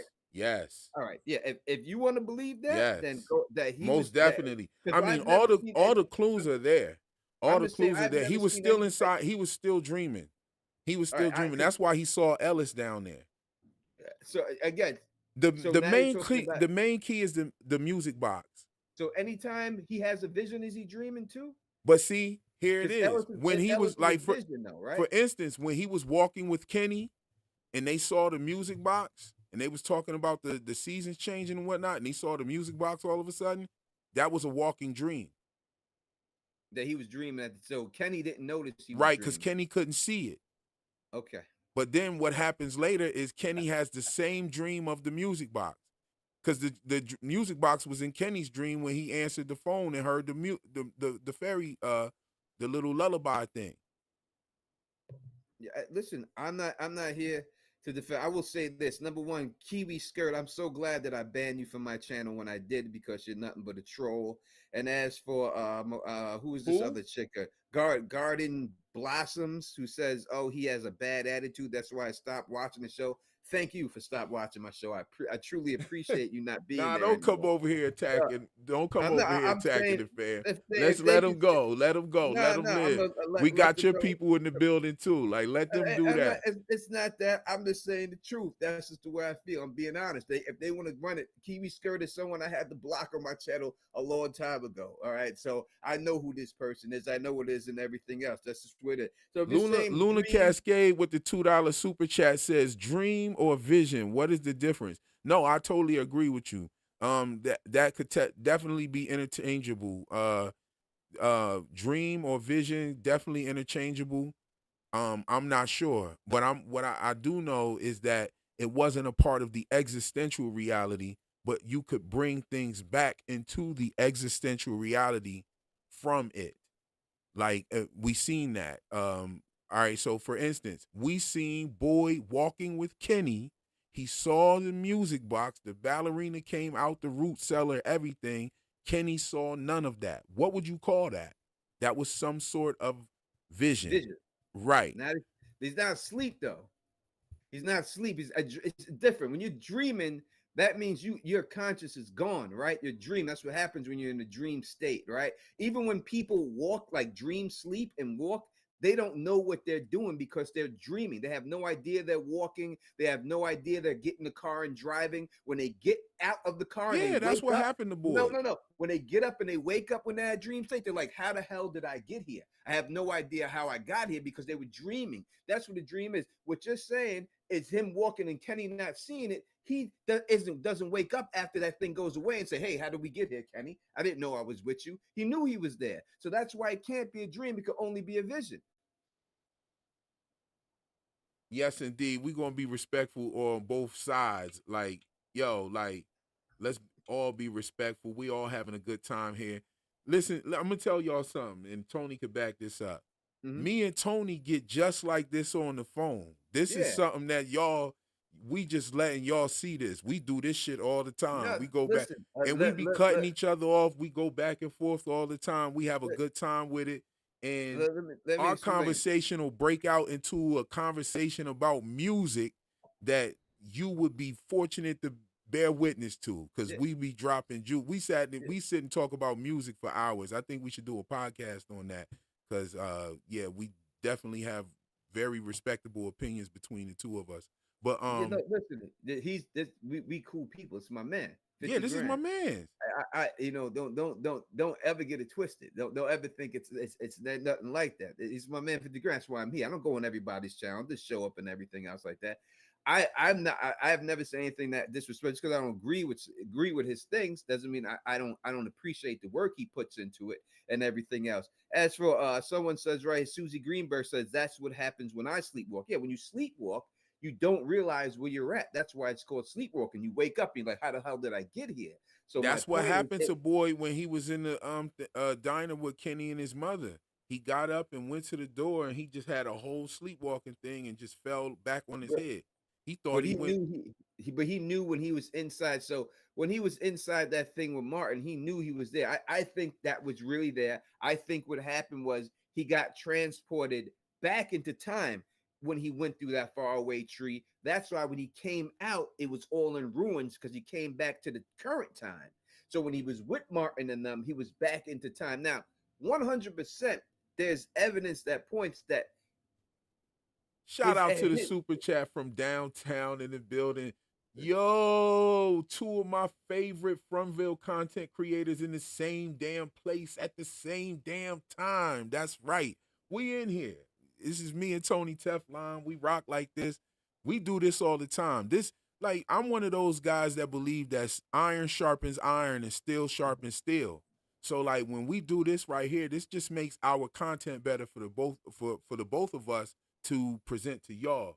So we definitely love that. And thanks again for the super chats. You know what I'm saying? Luna Cascade and from downtown.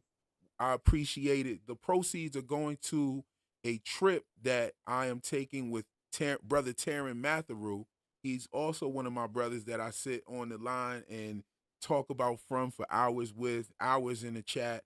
Like we definitely talk about this. We're going on a trip to Newfoundland, and all of my super chats, all of my cash apps, all of those proceeds are going towards my portion of the trip.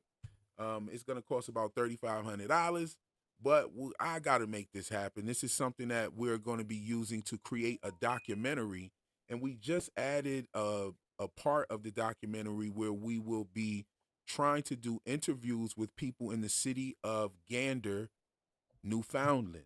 So if you guys want to see the documentary, if you want to contribute to making this happen, go ahead and hit me on the Cash App, hit me in a super chat, and you know where that money's going towards. I can't wait for the trip.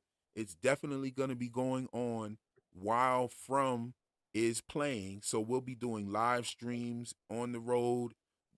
We have like a 19-hour drive on part of our trip. This is going to be like a week long, about a week and a half.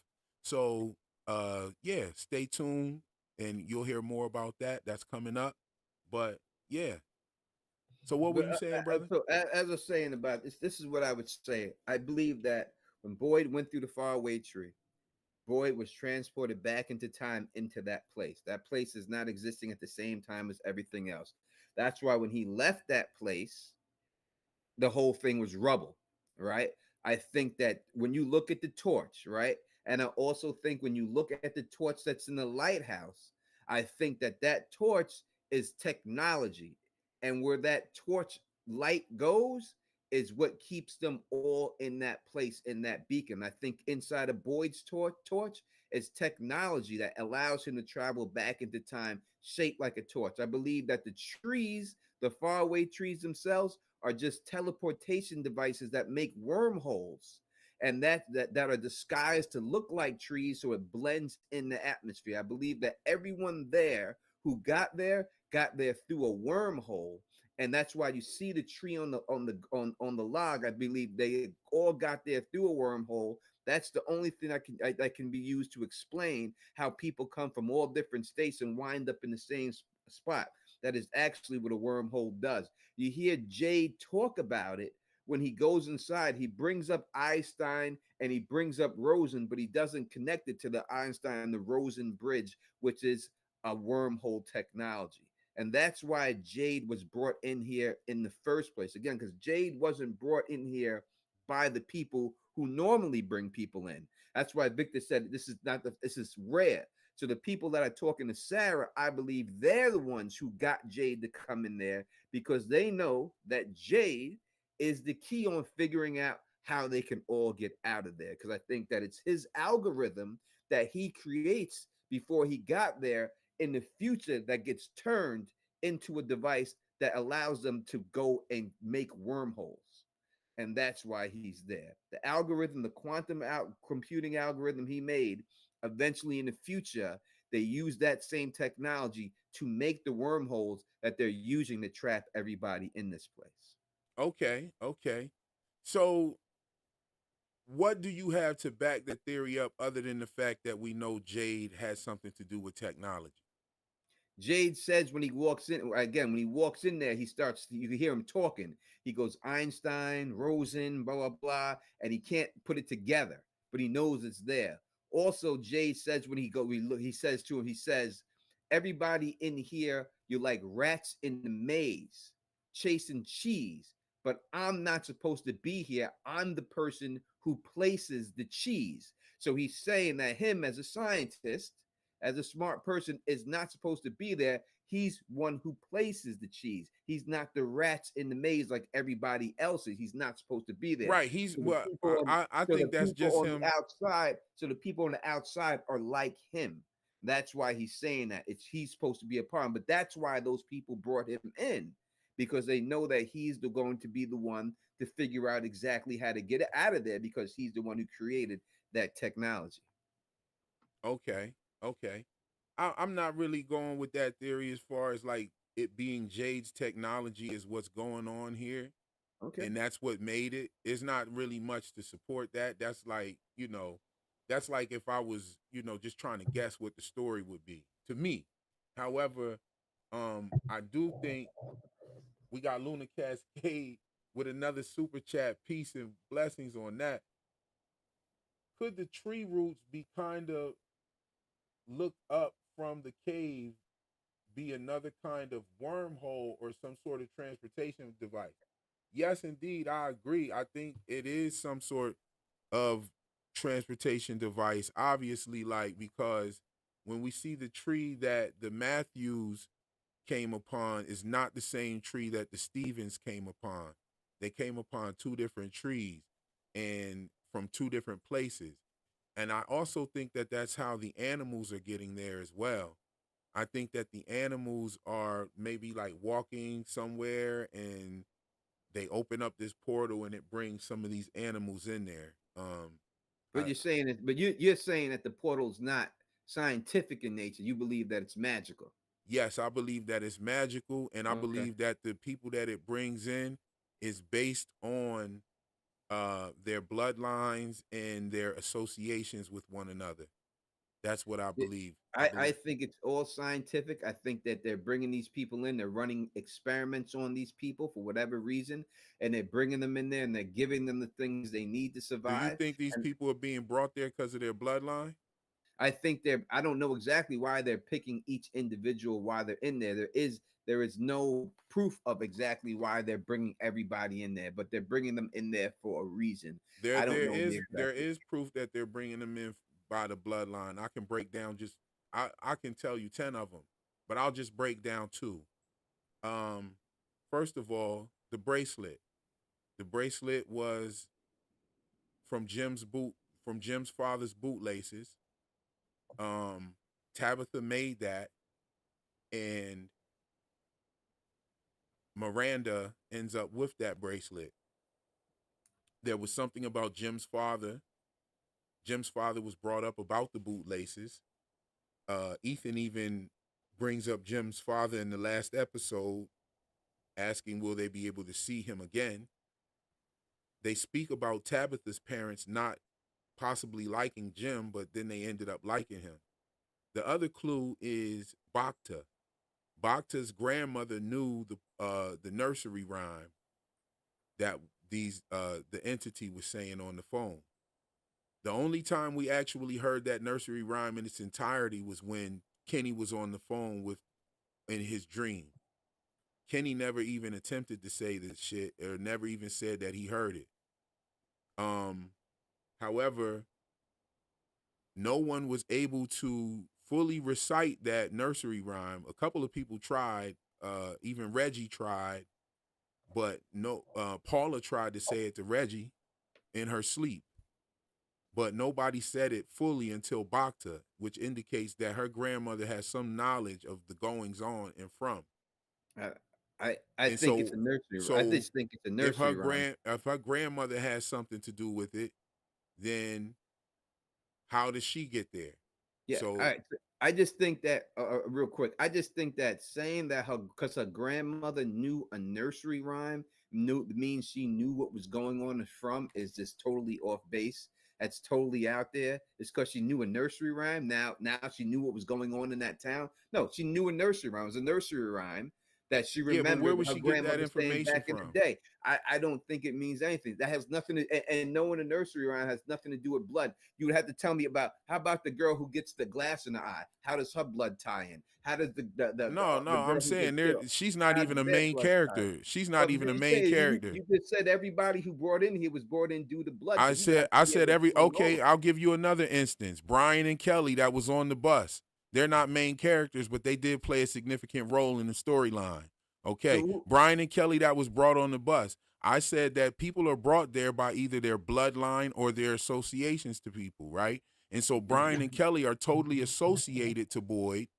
And you can rewind it back that I've always said that. Like Brian and Kelly are associated to Boyd by way of the Iraq War and the guy Corporal Brian Kelly that died in his arms. That was the first person that he saw die.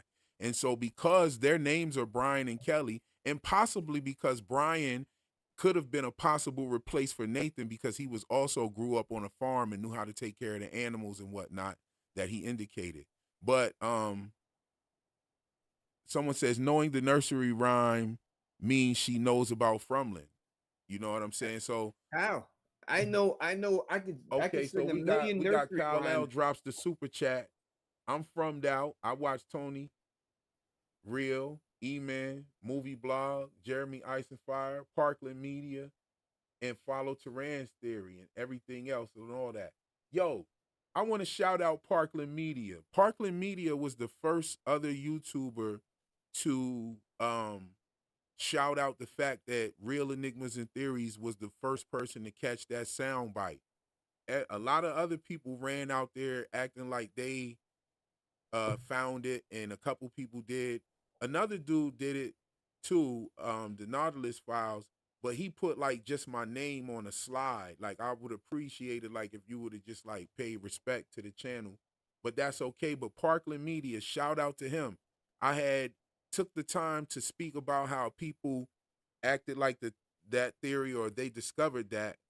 So I'm definitely going to take the time to shout that brother out for being the first person to share it. Like it didn't even have 20 views when he shared it. Like as soon as I dropped it, he shared it and I said something to him. And I totally respect the fact that it's just easy to pay homage to a creator when they come up with something. Every time I talk about a theory that Tony made up, I speak on the fact that Tony made up that theory. When someone else talks about a theory that Tony made up in the chat, I'll bring up the fact that that's Tony's theory. Like, I just think that that's good to do it because it sends people their way. Because if you like that bit of information, you can go check out what else the brother got to say, and that's all that it's about. We're doing this thing for views. Anybody telling you that they're not doing it for views is fucking lying, right? Of course we're doing it for views. But we also have other reasons why we're doing it. We do it because we want to share this information. We want to build a community around the stuff that we're saying. You know what I'm saying? It's for you guys too as well. It's a win-win situation for everybody. So yo, just like if somebody says something, it's easy to just give them credit even if you don't like them. You know what I'm saying? It don't matter. Like it is what it is. But that's how we move over here. I like the euphemism that Tony uses that um if you were a comedian and somebody stole your joke, you would call their ass out. I'll even add on to that. If you write an essay for, you write a dissertation or something for college and somebody else takes that shit, they get reprimanded for stealing. If you're a battle rapper and somebody says your jokes, somebody says your raps, even if you're a regular rapper, somebody says your raps, you get called out. So, like, yo, just pay homage. This is nothing hard about it. Yo, Robert Saunders sends a $5 super chat. Jay does not only say Eminem and Rosen, he says, Einstein and Rosen. He says Einstein, Podolsky, Yep.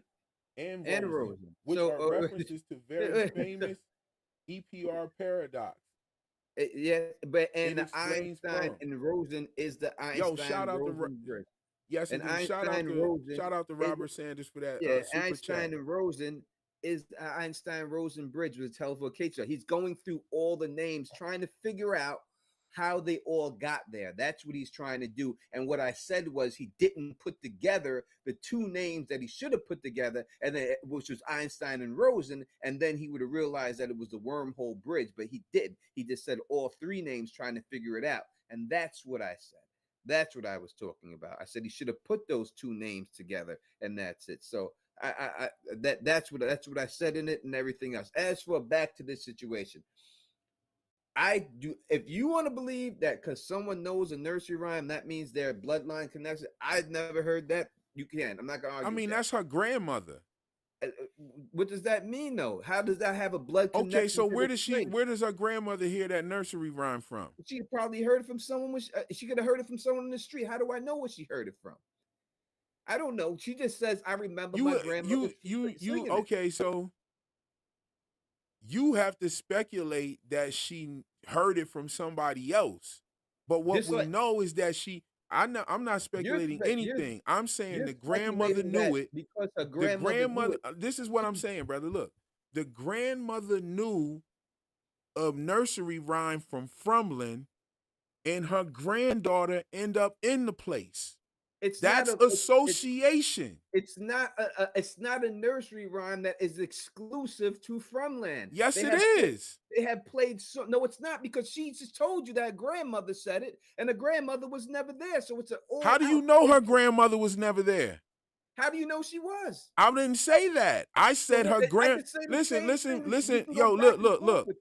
You're the one speculating. Listen closely to what I'm saying.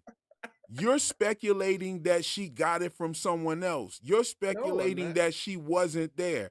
I am not saying that she was there. I'm saying that she knew a nursery rhyme from this place. That's a fact. I'm saying that her granddaughter ends up in that place. That's a fact. I'm not saying that. First of all, the bloodline aspect of that clue is the fact that that's her grandmother.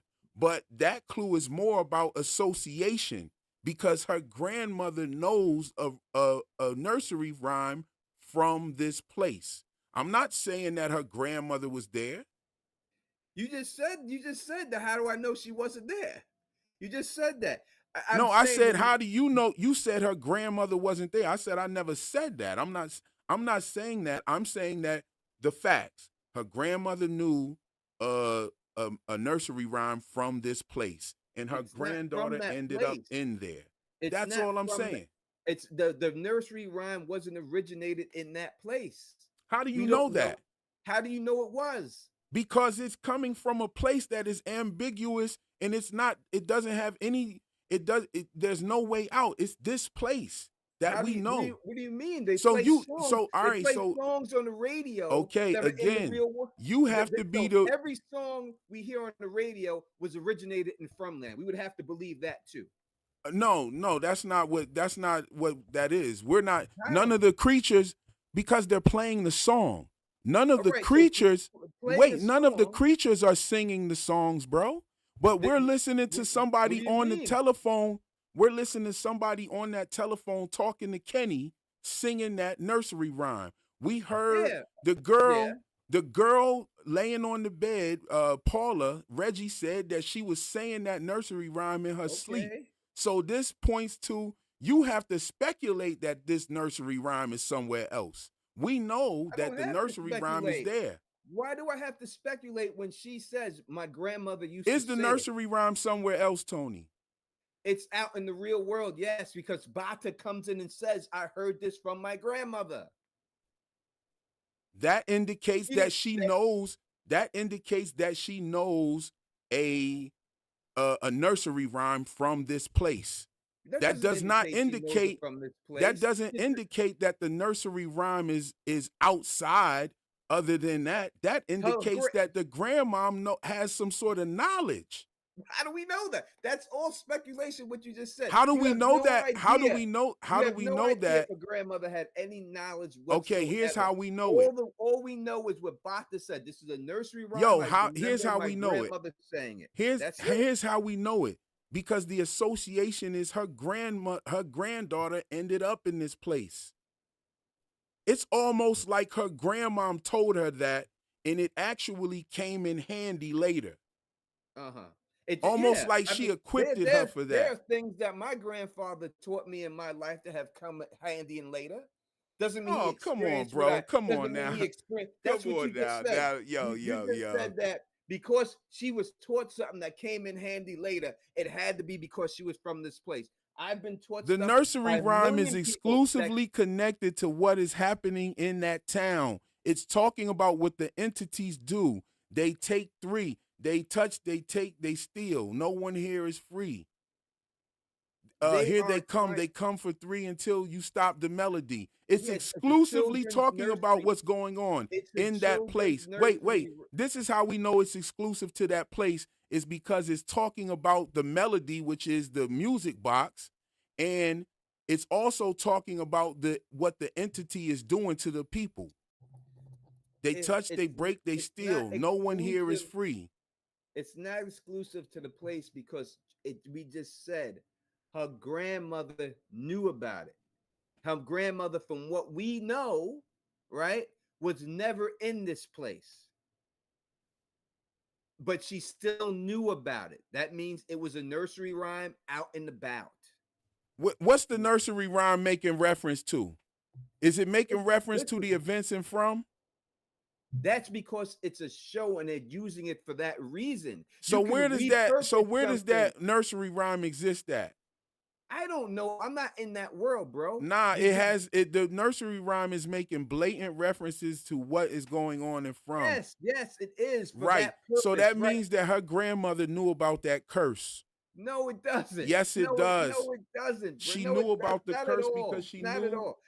Listen, all those people in that bus, because you just said that everyone in this town is connected by a bloodline, and that's why they were brought there.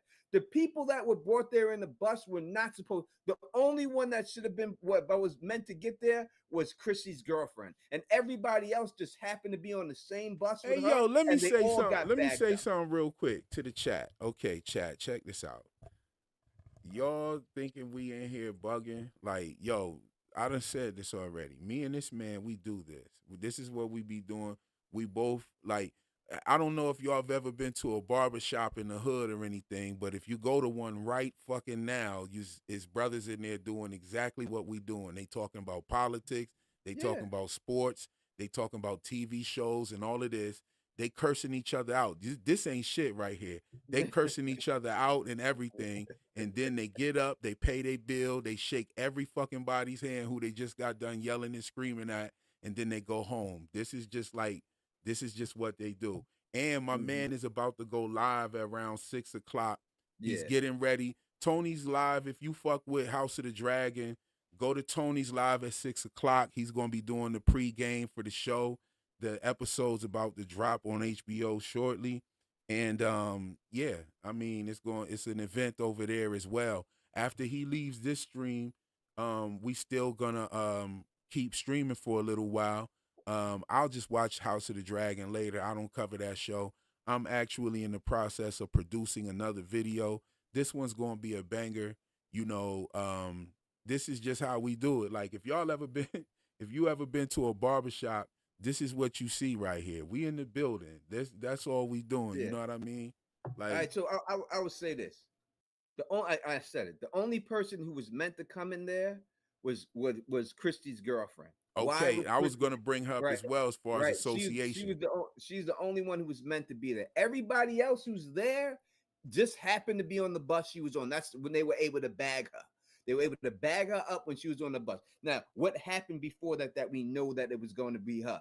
We seen all of a sudden Kenny and this chick getting real close when she's saying, yo, I have a wife, but I'm thinking about going around the world with you. As soon as that happens, miraculously, her girlfriend, her wife shows up on the bus. So that the entity who brought it in, they brought in that bus for her. Not because of I bloodline. think that these because people they're- have a role. I think that more than just her are tethered to this place in another way. As a matter of fact, wasn't one of the episodes called Tethered? I don't know. It was called Tether when the girl was tethered to the tree. Okay, yeah, that was that episode. Okay, so that episode speaks definitely about someone on the bus. They talked about other aspects of the bus. I was just totally What aspect I know of the that bus they talk about in that Bhakta's episode? situation is definitely relevant and plays a bigger role than what we see at this point. We got that clue because she had the conversation with Jade in the bar, and then we get further clues when she actually was the only one to speak the nursery rhyme in its entirety.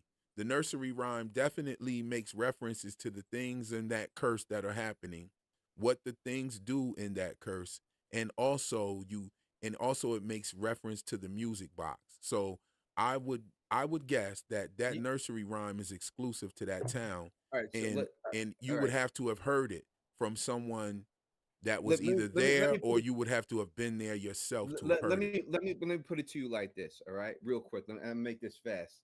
You know, "Ring Around the Rosie," right? Mm-hmm. That nursery rhyme, right? You know that nursery. Everyone in the chat knows "Ring Around the Rosie," and you know what it Pocket full of stands- posies. Yeah, and you know what it means. It stands for the people dying of the plague, Right, right? because they was stinking and they was putting It was flowers in stinking. their pocket. And then they had to burn them, right? Right. Now I know that, you know that, but you ain't got nothing to do with the dark ages of that time when that was going on. Okay. But you know it, and I know. I have Right. nothing to do with the plague, but we Right. still know it, and we know what it means. So it's like that is what I'm saying. It's Right. like it's Yeah, like but just nobody because you else in know it Fromland doesn't- knew that. Nobody else in it- Fromland. Okay, so yeah, I agree with you on that. There's a common nursery rhyme that we all know. We all know "Twinkle Twinkle Little Star," That's and right. it was You on don't the have show. to be Wait, associated all right, with the wait. I origin just of want to it to point know out it. the fact that we know "Twinkle Twinkle Little Star," and it was on the show, right?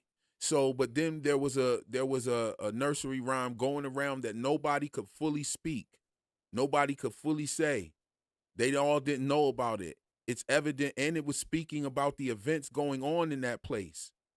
So I think the fact that we see "Twinkle Twinkle Little Star" in there, right, and everybody knows that, to the point to where Victor asked him to play the one about the star, and he didn't even say "Twinkle Twinkle Little Star," and Jade knew exactly which one he was talking about. All right. Okay, so this nursery rhyme that people are bringing up in the show, nobody knew what the fuck that shit was until they got to Bhakta only. She was the only one that knew.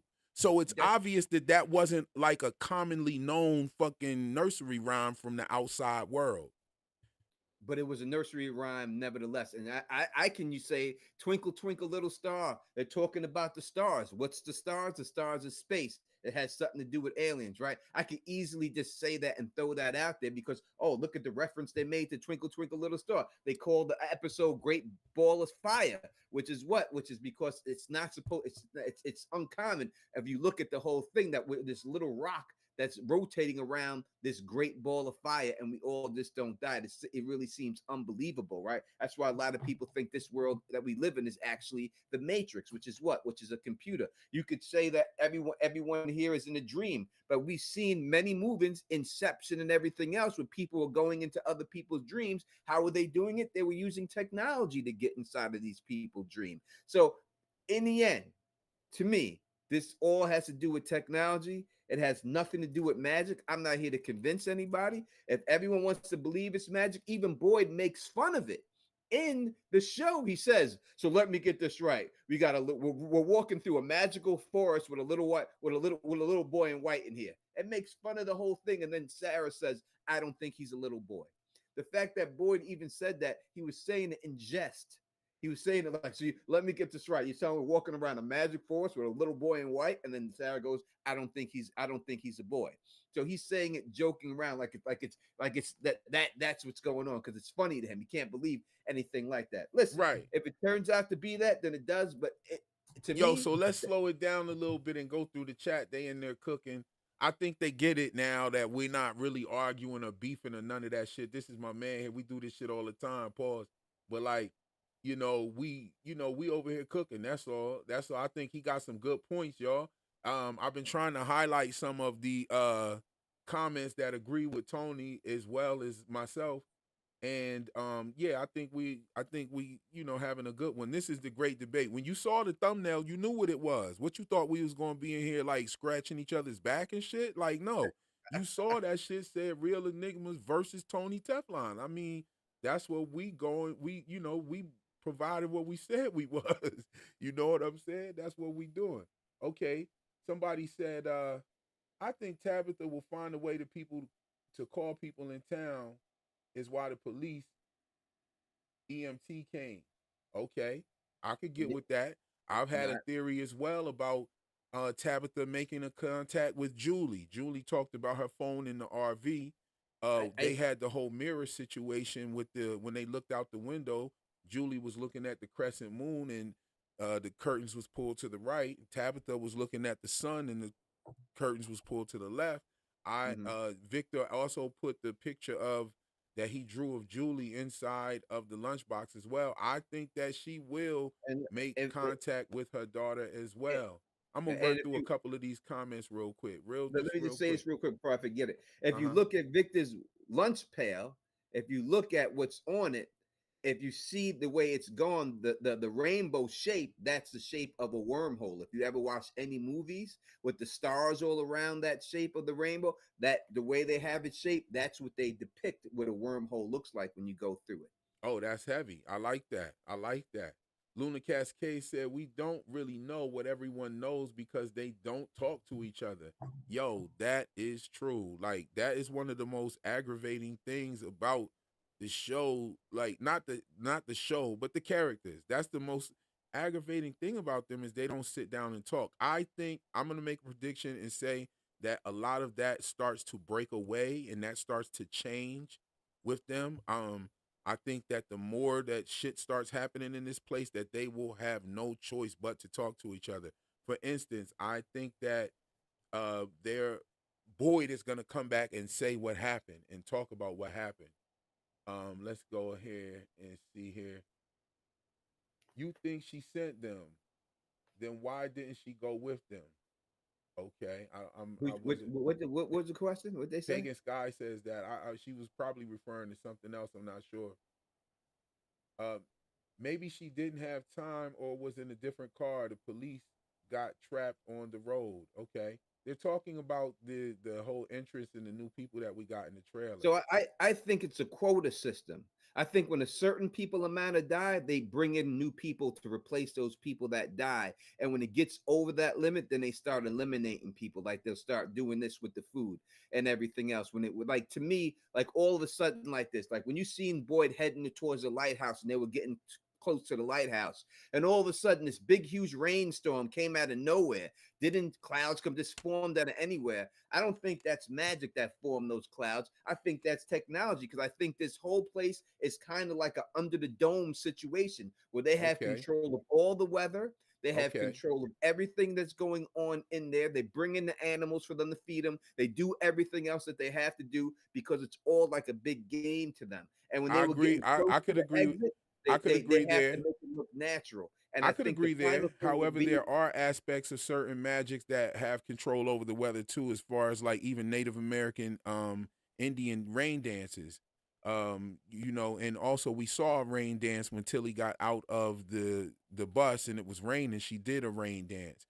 Not only that, her rain dance turned into an actual sun dance because then the sun came out and she even says that. And so I think that they were trying to make a nod at that. Also, we see Tilly with the playing solitaire with the cards, which was used for fortune telling. So you think that old white lady who's about to die because she's got some fatal illness went out there and did a rain and sun dance all together? Yes, I think she did a rain and sun dance. Now I'm not saying that she affected the weather, right? I'm not saying that she infected the weather. However, I'm saying that what she did is a clue. It's definitely part of the Native American nuances that are spread throughout the show, along with the medicine wheels, the dream catcher, the Native American rain dances. We see the Inuit snowshoe inside of the storage room. Yeah.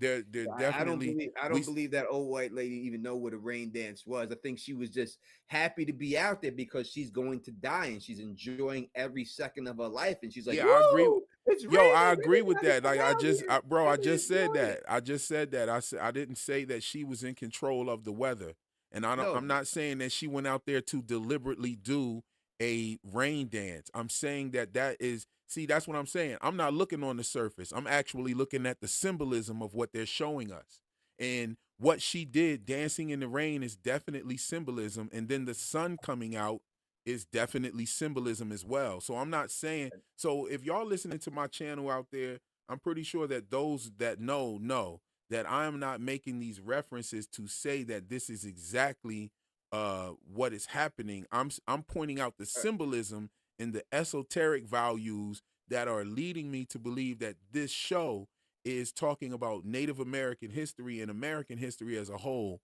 that started this place, got this place going, right, and different factions of magic and schools of thought are fighting one another right. and using these different techniques of magic and sorcery to protect themselves. All right. Um, I want There to you I go. want to say, yo, Kim Merriweather, thank you for the super chat. She Thi- says, this- "Allow us to call in. Love you both." Go ahead. Yes, You know what? indeed. So If you want to take calls for like a half an hour, real quick, I'll stick around for some of these calls. 'Cause yeah, I was just about to say, I don't stick want these around people while we thinking. take some calls. I'm about to Yeah, I don't open the want people to phone think line I'm up. trying to leave, and I ain't trying to because I'm here to address anybody anytime. I told you I'm here for the smoke. I Oh said yeah, as soon as I exactly. came So to I the want door, I'm here to, for the smoke. yeah, I So want to yeah, open up the hook, phone line so that hook y'all that can up. call I'm, and talk to both of us. You feel what I'm yeah, saying? So I'll be right back. I just gotta grab something to drink. okay, no problem. No problem at all. Yes, indeed. As a matter of fact, let me see something once. Okay.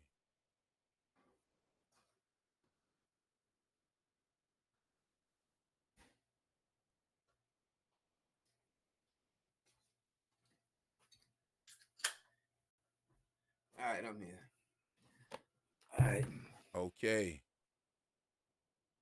and see, I All right, said, you back? I'm gonna go ahead yeah, and like yep, I'm back. run the Yeah. trailer a little bit. You know, and see, Give I'm us a here. You little could, break. y'all could see me. You could see me. I'm here for y'all. Y'all can see. You can come anytime. I have a Oh call in yeah, show. Tony's here I for have all the smoke. I have a call in show anytime. Anywhere I give anyone a chance to call in and say anything that they want to say, as long as it's not disrespect. If you disrespect me, then don't think I'm one of these YouTubers who's so concerned with my subscribers that I will allow people to disrespect me and not react back. I'm from Queens, New York. This is what it is. If you disrespect me, you're gonna get it right back. I don't care if you a fucking woman, man, or child. As LL Cool said, LL Cool J said, females can get it too. I don't give a fuck, boo. Straight up. So you talk to me in any sort of way, you're gonna get what you're giving. You come at me respectfully and have something, then I'll give you that respect back. Just know Indeed, that before you indeed. say something. I tend to be the same way. I'm not anti-violent. I'm anti-bullshit. Lunacast K drops the $20 super chat and says, "Hold on. Just because I love my brothers, this is a special treat. I want to give thanks, and you're welcome, sis. Much love, and much respect for the super chat. You already Yeah. know what we're trying to do with that."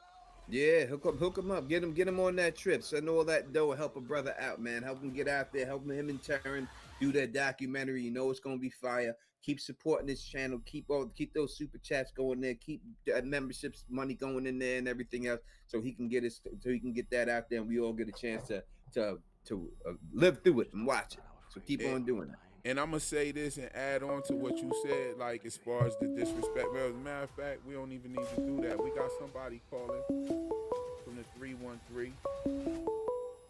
Call from Kimberly. Hello, Kimberly. You've been trying to call in.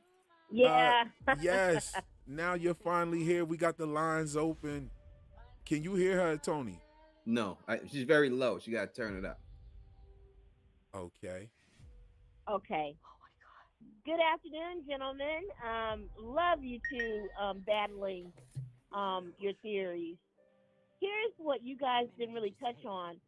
Victor said that the trees are moving in closer 4 inches, right? Correct. Everything's starting All to right, you good? collapse in. All of a sudden, now there's a new town or village that Boyd and whoever never discovered. I kind of wonder why. Apparently, somebody posted a drawing that Victor had that may have included this area, but they have these You gotta bear turn that. I traps and can't all hear a that. word she's saying. I How can hear her, come but I Victor can't never hear it. got caught up with these cannibals, possible cannibals? And then another thing, I really find it interesting that all of a sudden, with all the exploration that Boyd did when he went out, after they found the talisman, he was able to go out and find goats and chickens and all that, but he never discovered this area of Fromland. And I kind of wonder where they were walking when Boyd left with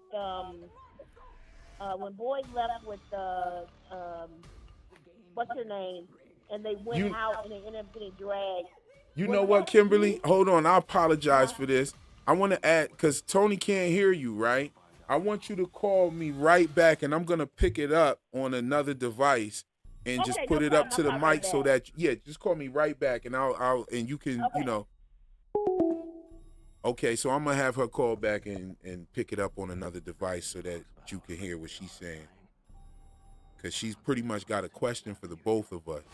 Yeah, I can't hear it. I can hear her, but I can't make out what she's saying. Unfortunately. Anybody call up. Anybody can call up. Anyway, people in the chat like, oh, smoke over from. Obviously, it's smoke over from. I see y'all in the comment section over here. Now you're saying, listen. Hello? Yeah, it's better. I can hear it better now. Okay. Hey, guys. So here's what I'm frustrated about. It's almost like the writers are cheating. Because we know Boyd walked around, found the goats and the chickens and the cattle and all that exploring, but never once did he wander upon. Now here's what's bothering me. There apparently is in the trailer images of Jade and Christy walking out during the day, and they were able to end up in a bear trap. How come Boyd never ended up? I mean, he traveled quite a distance. So I'm kind of confused, and I suspect that they hid this part, or that was a plan B, to introduce this new aspect of Fromville when there was no indication that there was another area like this when they had been exploring. Even Victor, in his drawing, somebody said, well, he drew this area. But it's like, okay, I'm confused, though, because they explored out during the day, and they went. Remember, Boyd said to Sarah, let's stop here before you found the talisman. This is as far as I've gone, and we'll just camp here for the night. So I'm thinking, All right. okay, so that's what. Can you guys answer? Do you guys think that the writers are cheating a bit? Because it is open box, kind of. Are they just kind of like making it up as they go along? Or do you think that there was indication that there was humans out there all the time? Okay, thank you guys.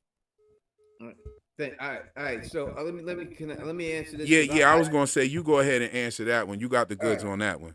Yeah, so I made this theory up. You guys could check out the video if you want to hear the theory that's Jade and them walking about out there, and it is Jade and Christy, and I said it in the video, and it's confirmed that that's what's going on when she gets caught in the bear trap out there while they're walking and stuff. So I think the question is, why didn't other people go exploring to find these other places before? I think the easiest way to explain it would be that everybody was scared to death about the creatures coming out at night. So when Boyd was going out there with Sarah, Kenny was like, well, get out there and die, then you're gonna die. Like, so everybody seemed scared, and they were all institutionalized once they got used to a certain lifestyle where they weren't being killed. All we gotta do is chill in the house at night, keep the doors closed, we got food in the morning, blah blah blah. That was it. They didn't go and try to push the envelope. They were just there. As Donna says, giving people false hope is terrible. So they just lived the life that they were living, going through the motions, and nobody went out there and explored it. I think now they have to explore it because they're out of food. So what we're going to see this season is people going to be like, listen, all hands on deck. Everybody's got to get out in those woods and start searching for berries or whatever, or we're all going to die. There would be no reason to explore before that when you had all the food, when you had Fatima with the weed, when you had potato vodka, you had sex, you had everything. So people were just content with it. So I think that's the reason why people never explore. Okay, and how about as far as the aspect where she was asking you, do you think that the writers are cheating? No, I don't think that's cheating by them doing that. I don't think that's a cheating situation. I just think that that's the logical to me why they didn't explore was that they're institutionalized in the place and they got content on this living the life they were living. Because when you're dying every day and people are dying and then Boyd finally and you're sleeping under the ground because you got to hide from these monsters and Boyd finds the talismans and now all of a sudden you're able to be in a house and everything else and just keep the doors closed and that's all you got to do.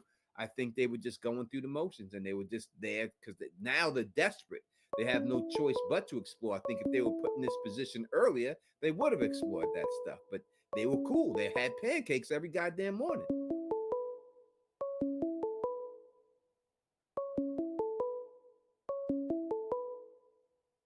Call from downtown. Hello. Okay, I'm gonna answer this one because they said they couldn't hear the way that I did the caller before. I'm gonna see what this one. This is from downtown. What's going on, brother? What's going on, RET? What's up, Tony T?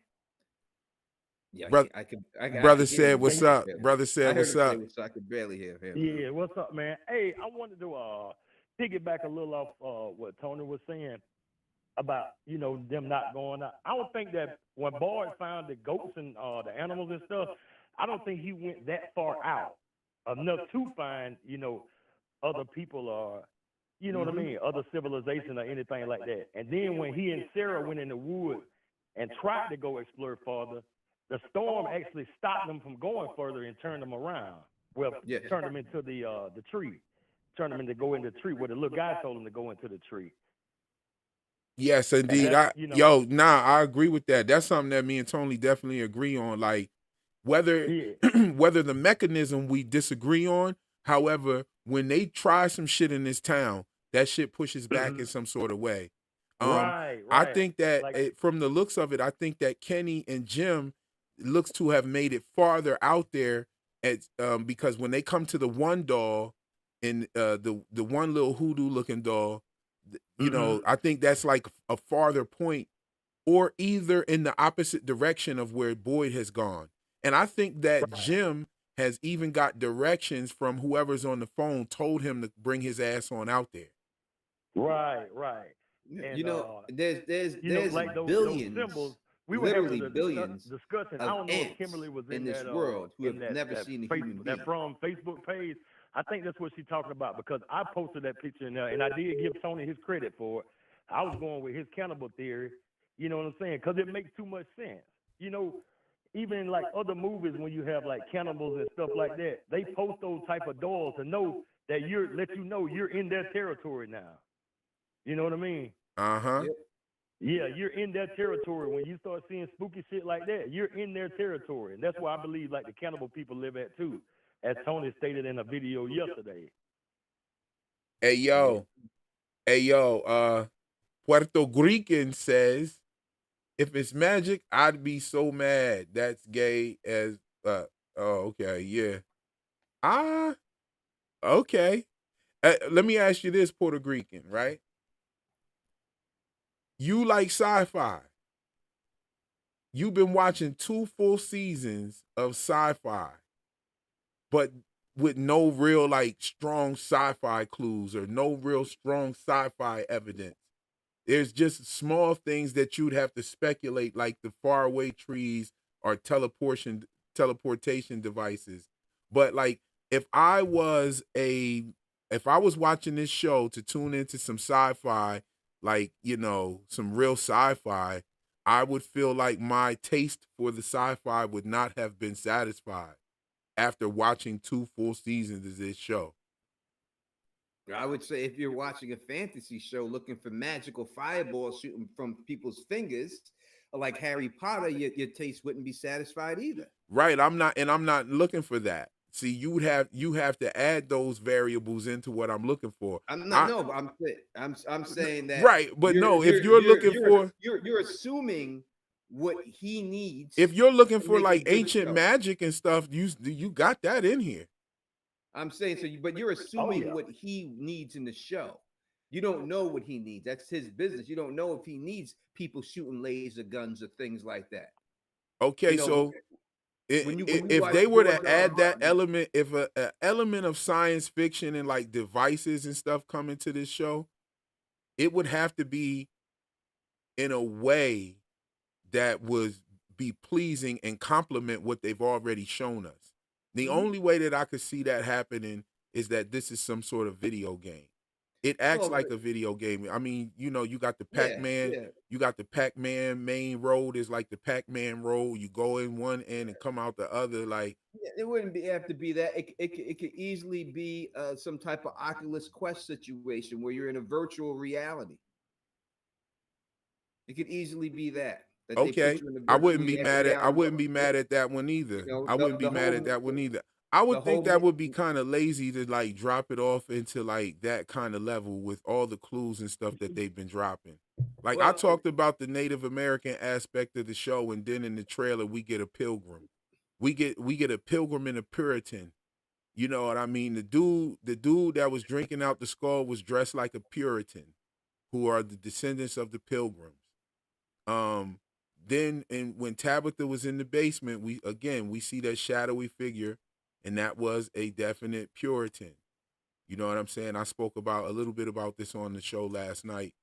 But I think that a lot of what we saw in that trailer gives credence to what I've been saying on my channel the whole time, especially when you're talking about when they had the hoodoo dolls there, right there on the perimeter that Jade and I mean that Jim and Kenny come up to. Those are hoodoo dolls. They're dolls. You speculate that they're hoodoo dolls, which they could be, but they're not. There's no way to take a picture of it, Google Lens it, and it pops up hoodoo doll. That doesn't happen. Yeah, there is actually. That's a hoodoo doll. I've done it. I have a picture. I put it on the Google Lens, and it didn't pop up hoodoo doll. Oh, okay. Well, I have one of the hoodoo dolls. Matter of fact, I posted it last night in here. Taryn talks about it. Taryn can talk about a lot of things. Taryn talks about it as well. Hold on, I'm gonna bring it up. I'm gonna pull it up. That don't make it right. I'm gonna pull it up. He did a whole Reddit thread about it. It's pretty dope. I think that he's right about it. I'm about to go find it, or at the very minimum, I'm going to get that picture for sure. But Hoodoo is in the show. Hoodoo is in the show. That's dolls. Speculation. We haven't seen anything that definitively talks about hoodoo yet. It may be, but we don't know that yet. We got to see. But it's a good it's a good theory. We'll see. We'll see. We'll see. But there's no definitive answer to that yet. It's a theory. That's why it's called a theory, right? It could be right. It could be wrong. We don't know. But I'm saying that doll, y'all can go up there and screen grab the doll, put it through Google Lens, and I guarantee it don't pop up hoodoo. Okay, we gonna see. We definitely gonna see. Hey, we got another. Go ahead. I was gonna ask you a quick. Absolutely. When Kimberly called in and said, that nobody explored further enough, I got a rebuttal to that. I think Martin did walk far enough. How did Martin know to say that the monsters weren't the worst thing out there? Martin said they just the tip of the spear. So Martin knows there's worse shit out there. Yeah, he chained up to something chained him up. Yeah, so maybe Martin went too far. The place got angry at him. He's saying pretty much that Martin must have gotten that farther out there than Boyd as well. Because Martin said that there's far more things worse than the town here. Yeah. And I think that was like Martin seen something else. Martin had seen something else. Yeah. I agree. Yeah, Martin's definitely seen something else. Because he was saying it like, shit, them monsters, they ain't nothing compared to what I've seen. basically. Yeah, Right. he said, oh, that ain't the worst part. Yeah, he was like, oh, that ain't the worst part. He was brushing it off like, shit, the monsters are. That's easy. I can't hear him. But oh, he was just talking about the monsters pretty much. And the whole thing you have to understand about the Martin situation there is that Martin wasn't there, right? Because we seen the physical bodies of Julie, Randall, and Marielle somewhere else when their spiritual soul or whatever was chained to that wall. So if that was the case, then we have to assume that the same thing was happening to Martin, that his physical body was somewhere else, and that wasn't his physical body chained to that wall. Right. That makes sense. Right. That makes sense. So wherever his body was being tortured, he wanted to escape. It could be those people in the cabin had his physical body and keeping him in there, torturing them. But it seems like when you die, when you're chained up there, your physical body dies too. Yeah. So Martin had to be somewhere else. Yeah. He had to be somewhere else. He could have been in that goddamn cabin that they keep showing. Yeah, that's my point exactly. Shit, Martin was somewhere else. Right. So his physical body could have been somewhere else, just like they were somewhere else. But the thing about Martin, Martin is he was in a different state. Like I'm thinking, like let's say that boy wouldn't have destroyed the box. I'm thinking what would have happened is that Mari, Randall, and this is speculation, that Mari, Randall, and Julie's body would have disappeared and they would have ended up chained up where Martin was. You know what I'm saying? That's what I'm thinking, that their bodies would have ended up disappearing. 100%. I agree. Right. 100% with that. The reason why I think that is because we also see the dude that was under the boulder in the root cellar.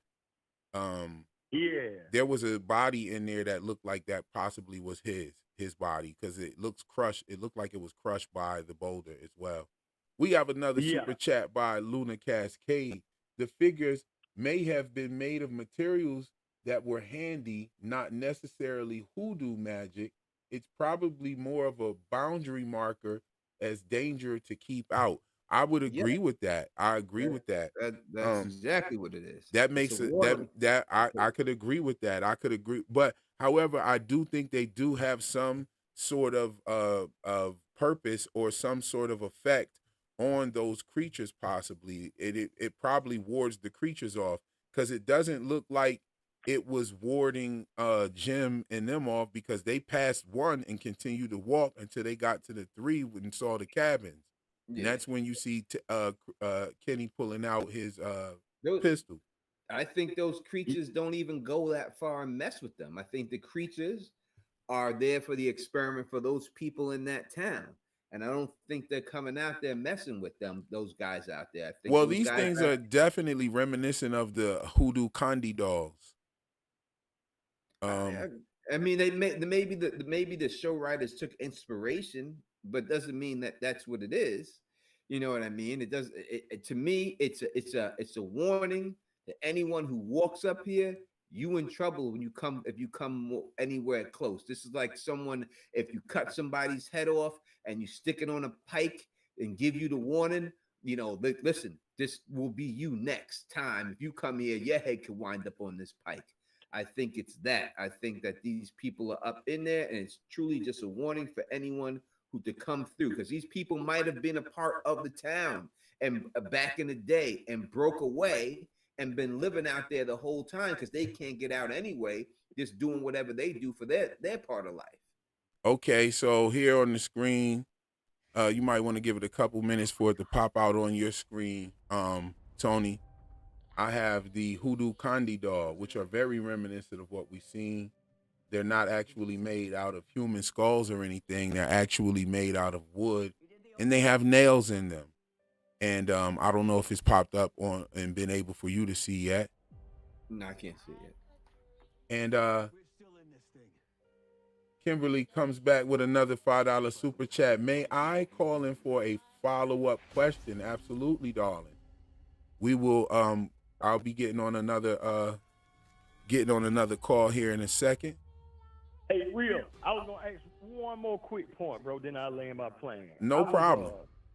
I was talking to a guy earlier. We were on Facebook discussing it, and he was saying like the guy that was drinking the blood, maybe that was a hallucination that Jade was seeing, like he's been seeing before. But I don't think that's the case, because in the next shot, you see the guy actually has his hands on Jade, like as he's jacking him, as if he's jacking him up. Okay. The neck. And so then I agree. Okay, so Tony said the same thing. That was Tony. Yeah, Jade saw the soldier in the wood. The soldier never touched Jade. He never physically put his hands on her. But this guy actually has his hands on Jade. Okay, well, the soldier definitely shot a bullet at Jade that took a piece of that tree off. Now, also in Boyd's vision, the ballerina was able to choke slam him and put him on the bed as well. Yeah, that's true. That's true, though. You see what I'm saying? And then she wrapped him up and then had the tentacle thing coming out of her mouth. When Tabitha was having her vision, she felt like the kids were touching her, but in reality they weren't touching her. Yeah, so when Tabitha was having her visions, yeah, she felt that. But we definitely seen the ballerina pick and choke slam Boyd onto the bed. That's a fact. Yeah. True that. So yeah, they can touch you in your. They can touch you. We seen if I'm right about Martin's situation being some sort of vision or dream or hallucination or whatever you want to call it semantically. If I'm right about that, Martin was able to hold. Now here's the thing that shows you something right here. Martin was skinny as hell. Dude looked like Chico sticks living, and he. You know what I'm saying? He was able to hold Boyd up against the wall, and Boyd was pleading with him to let go. He was like, "Please let go." You see what I'm saying? So dude, dude, his toenails was bigger than his legs. I mean, but he had those extraterrestrial parasites in him. We don't know if that gave him some type of strength. We don't know. We know one thing, that they kept him alive. That they kept him alive longer than he should have been alive, because once they were released from his body, he died. So we know that those extraterrestrial parasites kept him alive. We don't know what else they do for your body, but we do know it gives you life. But I'm gonna have to get up out of here, man. I gotta get ready for this stream, that I gotta do. So let me thank you, number one, for allowing me to come on here and talk and have this talk with you. I truly appreciate it, my brother. And I wish you nothing but the best. I'd like to thank, the majority of people in the chat, especially the people who support both of our channels, but also people who may have came over here from my channel. I got love for you. Thank you for supporting me. All the haters like Gardenia Blossom, thank you for hating on the Don. I'm going to keep staying sexy. I'm going to keep doing my thing. Your hate makes me stronger, so keep doing what you're doing, because I can only build from it. But I got to get out of here, my man. So peace and stay sexy, brother. Indeed, brother. We thank you for coming through. Yes, we thank Tony for coming through. Tony is dope. That's my man, 50 grand. We definitely don't share the same opinion. However, we share the same passion for this show. We have another call coming in, brother. I'm gonna grab this one as well. Hold on, let me see. Where is the call? Okay. Where is the caller at? Okay, so yeah. I appreciate you for calling in from downtown. Yeah, absolutely, man. I appreciate you allowing me to call in, and I'm gonna go back to watching it like with everybody else. And man, I'm rocking with you till the wheels fall off, bro. Indeed. Yes, we are. I appreciate you for calling in. Peace. Yes, y'all, that was it. That was the debate. That was a fire debate. You know what I'm saying? We got a little heated in there. We had a little heat. Are you not entertained? Like, yeah, type shit. You feel me? I loved it. We had a good one. You know what I mean?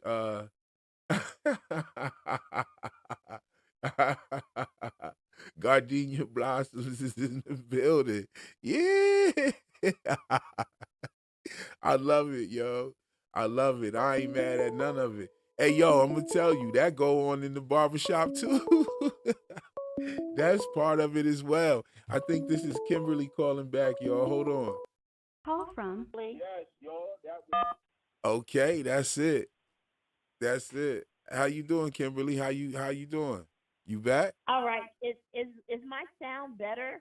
Somebody said I sound like I was calling in from prison. Oh, well, that was because I was playing it from another device, and I just put it up to my microphone trying to get you in there. Yeah, it sounds like Tory Lanez trying to do an album from prison a little bit. You Oh, know is what this I'm better? saying? Yes, it is. They got you in direct from my desktop audio, Okay. so it's straight. Here's where I'm going crazy. Also, a lot of people thought that, some people like Taryn thought that Victor's sister was Tabitha's mother. So now a lot of people let that go, but the trailer suggests that um, she went missing, and there's a question of whether she ever returned. So some people are saying, well, she did come back. She ended up back with her dad because there are all these drawings down there. But I suspect that those are drawings that she made before they left. I don't think she ever came back because there are no pictures of her as an adult. There are no pictures or no. Now, somebody said, well, that's only what we saw on the wall. There could have been photos taken elsewhere. But I suspect that she is not returned. But I'd be curious to find out if her father might have had visions or something, or that he talks with her in his visions, or she suggests things to him. I'm curious to know where Tabitha actually is, because I don't think she's in the real world. If Tabitha was in the real world, she would have made contact with her family, her parents. She would have let people looking for her know where she was. But instead, she's in this hospital, and she seems to be in this town, not gone back to where she came from. And I'd be curious to find out if maybe the father, I don't know. Do you have an idea of what do you think they're going with this? Of where Victor's sister, whether she returned back to her world or whether she was just lost? I'd like to know what you think. Okay, that's it. Thanks. Yo, Kim, every time you call in to ask a question, she'll rock the question. I love it though, sis. She'll rock the question and then just bang on me real quick. You can stay for some feedback or some, a little bit of back and forth sometime if you like. But to answer your question, I think Tabby is out in the real world. Now, I also want to bring up something here. Let me see. I have some pictures here that I want to pull up to show a couple of things that I noticed. Okay, here's one. Okay, so all right, let's look here. All right, so here are the photos that we see in the hallway with, I'm calling it Victor's father. I think this is Victor's father. Now I'll start up here. I think that that's the family portrait right there. I think that's Eloise, Victor, Miranda, and Victor's father, who I wouldn't be surprised if his name is Victor Sr. That would be really cool if his name is Victor as well. This picture right here tells us that Victor is older than Miranda. Okay. Just speculating, I guess. Tony says it's speculation that this is Miranda. He says that that's speculating. Okay. I don't think that's speculating. I think that that is her. I think it looks just like her. I think that that's who we see there. However, I do want to point this out. Look at the frames on the wall. We have these wooden frames that surround this frame. This frame is a gold frame. It looks newer. It's possibly newer. And I think that this picture might be a picture from when she was young and came back. It could be. Because in this picture, she's wearing the exact same shirt that she was wearing in Victor's flashback. Now, there is a nuance to that. In Victor's flashback, in this picture here, this sweater that she's wearing looks red. It looks like it's red. But in Victor's flashback, the sweater looks a little gray or even like a grayish blue. But it has this exact same design across the chest. Okay. So I think that's Miranda. I think it's clear that that's Miranda. Not Miranda, Eloise. I think that is clear that is Eloise. Now, there could be two reasons why. It's either maybe she had a different shirt, or there's some they're doing an effect on the memory. Like a lot of times they like change a effect or color grade on the memory of someone, like when they're doing a flashback. And that happens a lot. And that could be why it looks different in Victor's dream or his flashback.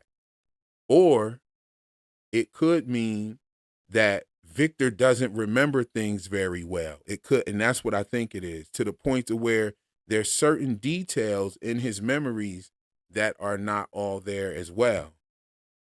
Because it's clearly the shirts are different, right? And as I said, it could be an effect that they're using to convey the fact that it's a flashback, or Victor's memory has spots missing. And in the trailer, we hear Victor say that, oh, the web page is blocking the picture.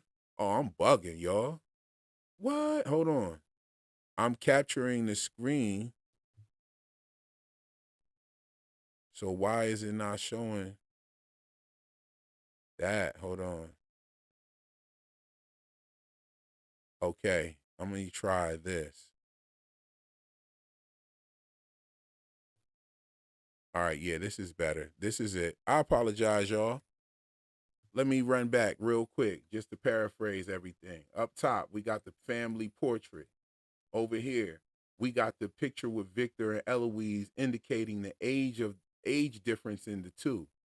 Okay, then even down here, I'll say something I didn't say. We have the one baby before they had the two babies.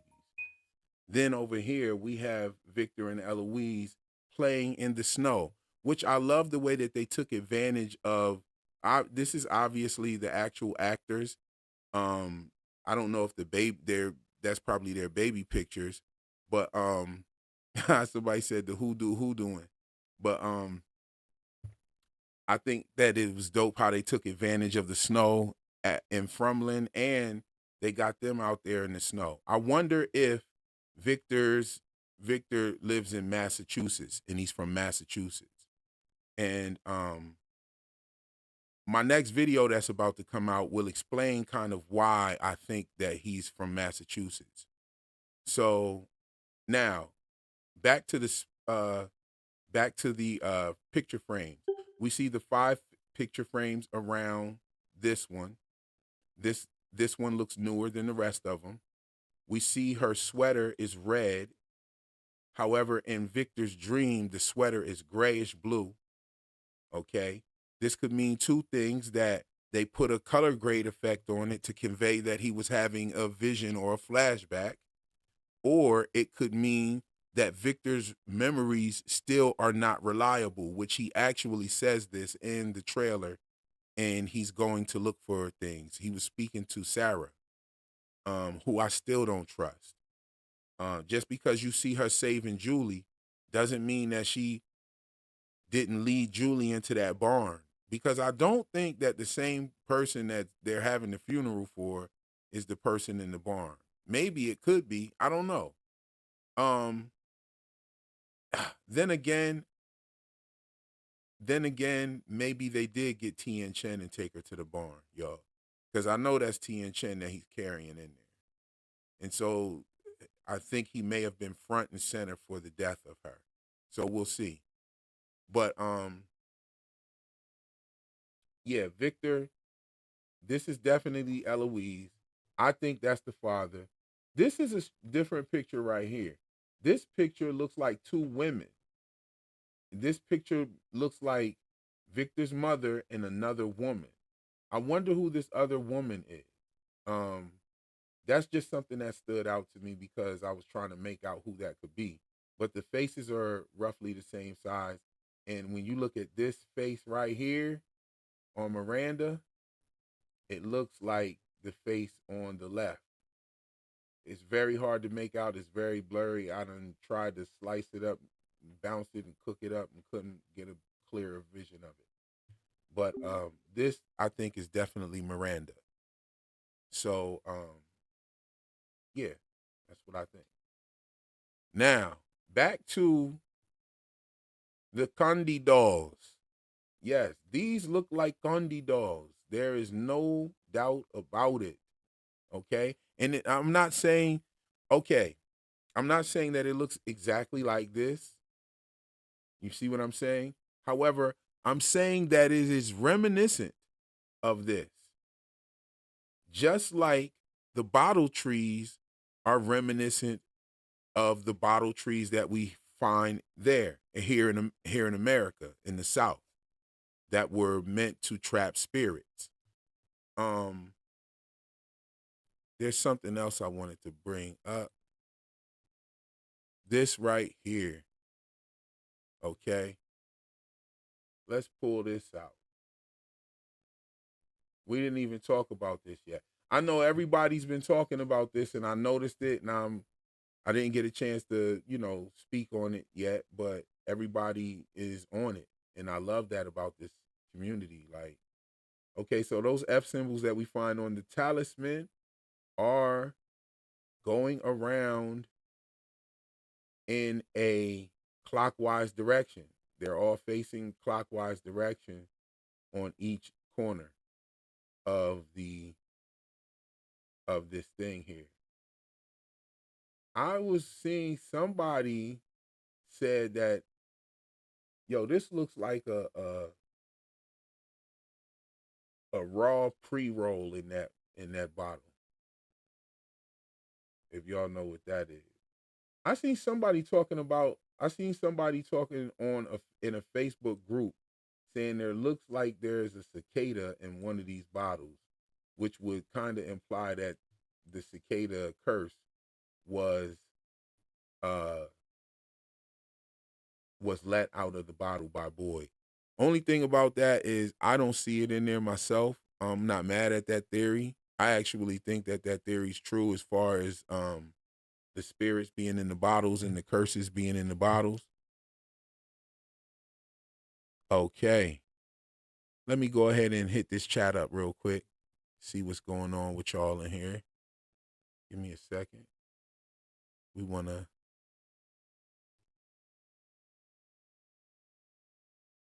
to give everybody a chance to be heard in the chat.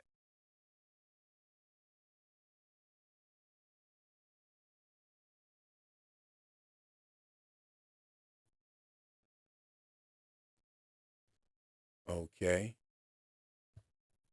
So let me pull something in here and bring over.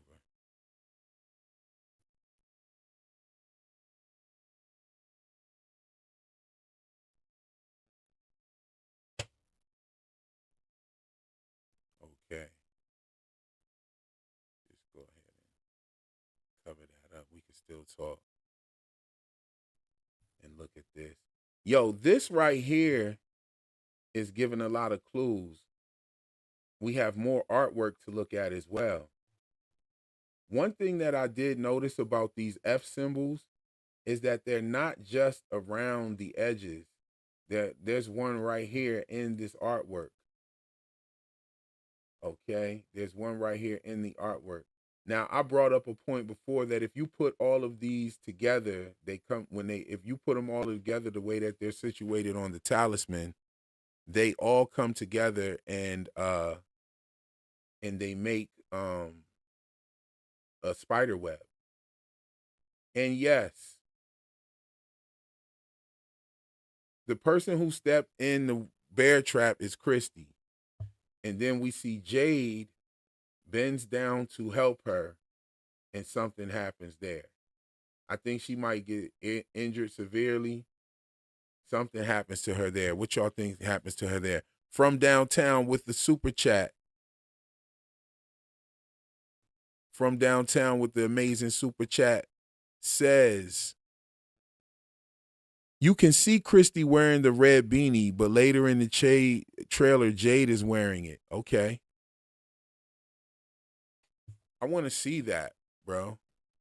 I want to see that. I don't know. I didn't see Jade wearing it. You said it's late in the trailer. I'm going to look at that. Thank you for the super chat again, brother. This is a dope stream we having today. We had a good little debate from our homie Tony Teflon. Okay, this one says, really? Oh, wow. Sorry about that. Real Enigmas and Theories. Not sure if it was said already, but Christy is wearing the red beanie. Okay, yes, indeed. And that beanie is next to Jade, where he sees the guy drinking from the skull. So why is Jade wearing it? Well, I didn't see Jade wearing it. I think that he was bending down to help Christy. Shout out to Dana Marie for becoming a member of the Magnified Posse. We're here in the building. Celebrate. If you got emojis out there, if y'all part of the crew, throw some emojis and welcome our new members. All of our new members that are in the building. Hey, yo, Carrie, it was something that you said in one of your comments. I seen you had laid a comment in the live in the comment section of a video of one of the lives I did, not in the live chat, but in the comment section. Yo, we definitely, I gotta talk about some of those. I'm gonna get to those, and when I get a chance to like read them all and grab what you were saying, you were like responding to things that we were saying in the video, and you was hitting hard. Says you always be coming with the heat. Shout out to Carrie. Yes. Hold on, we got these emojis in here. Let's put some of them out. Yes. Yes, indeed. Welcome all new members from downtown. Go to the part in the trailer where the guy is choking Jade. Okay, so he's wearing it in that part. Let's go see. Let's go see right now. Hold on. Got to see this here. Oh my God. Okay, can y'all hear that? Let's just watch the trailer. Let's just watch the whole trailer. Yo, I gotta say that this is one of the dopest fucking trailers I've ever seen. Like, for real. You did the only thing you could do. And you lost.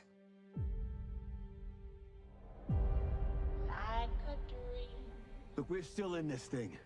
Thanks again, my brother, for the super chat. But It's much appreciated. Dealing with.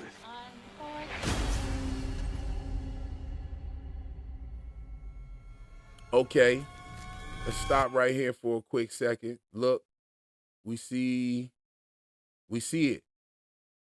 We see it right here. We see the beanie right there. The red beanie's right here on the screen. Okay, so we see the red beanie. Jay's not wearing it.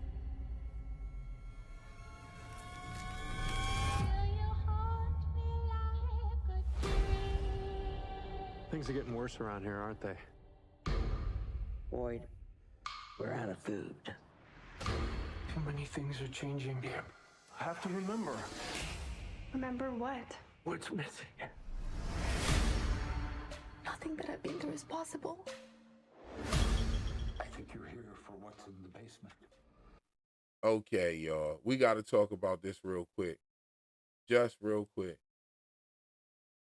We'll stop here. We're going to get back to the beanie. But that right there, people, that is a Puritan. Now, the reason why I think that it's a Puritan is because the Puritans had something to do with the Salem witch trials. And I remember when Randall tied Donna to the tree, that's the first thing that jumped in my head. Like, soon as I seen her tied to that tree, the first thing I thought about was the Salem witch trials. CA 1983 is headed out. Oh, yes, indeed. It was great. It's always great having you here. We got Luna Cascade. Welcome to the Magnified Posse here. Also, we have Kim drops another super chat and says, can't be many cannibals left if they're only eating people. Indeed. Indeed. And are they having babies? And how are they getting into the town? So are they growing up there? These people that live out there? What is going on? Yes, indeed. So let's get to the beanie real quick. The basement. This place will not break us. We can still win. But the only way we go home is together. And together, let us celebrate Luna Cascade for coming on in and becoming a member as well. Let's do it. Drop them emojis. Let's celebrate Luna Cascade and celebrate everybody else. Celebrate yourselves. You dig?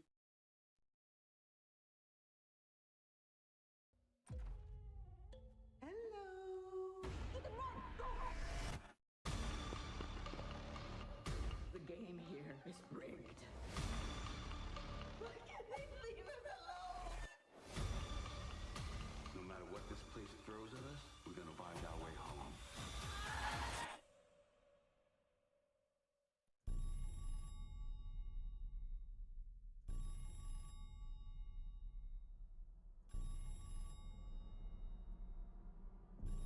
Everybody just talks about how afraid they are of dying. Well, I don't think that's the worst thing that can happen to you here.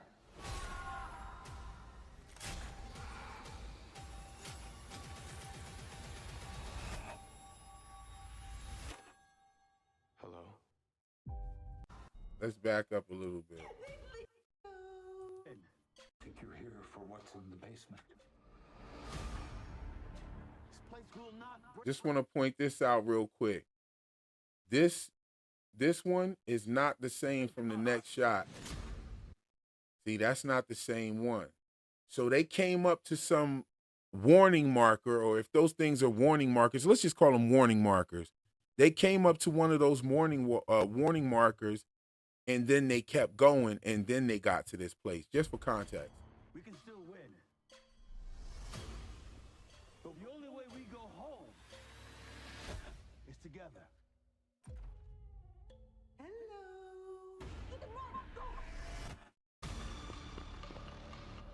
The game here is rigged. Did we go past it?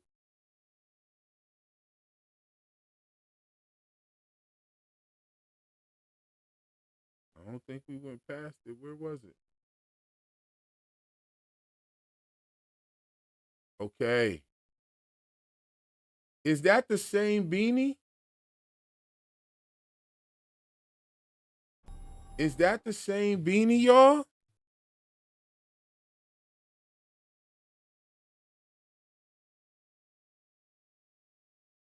Oh, dope. Thanks for the gift to whatever lucky member received that.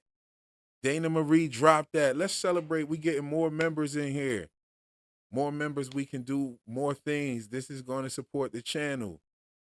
Thank you all for your support. This is an amazing stream we're having today. This is dope. We started it off with the great debate. We've got to do some more of those. I hope we actually get another trailer that will you know, bring some clues as well. I hope we get another trailer. Let me pull this up, y'all.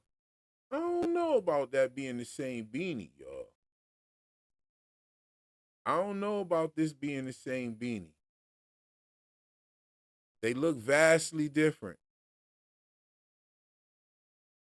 They do look different. It doesn't even look like the same beanie from where. Hold on, let's go back.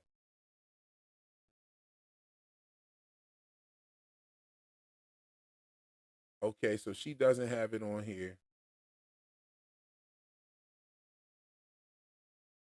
I don't know. It could be. It's not getting a good barometer on it. I can't really see it. Kind of looks like it. Let's see. It kind of looks like it, but then again, it doesn't.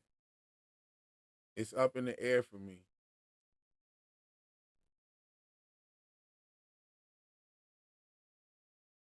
Okay, so yeah, this is just more hue saturation. This one is just more hue saturation because his sweater is greener as well.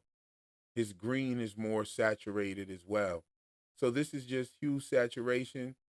This could be the beanie.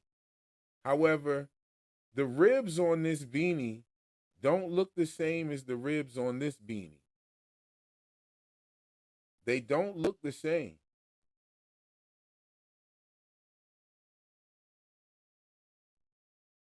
The ribs don't look the same, y'all.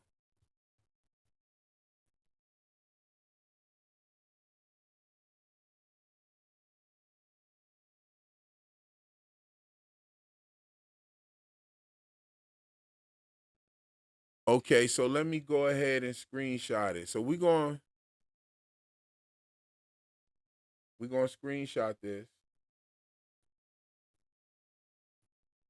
Let's screenshot this and crop it, y'all. Let's dig in real quick. We got to find the answer.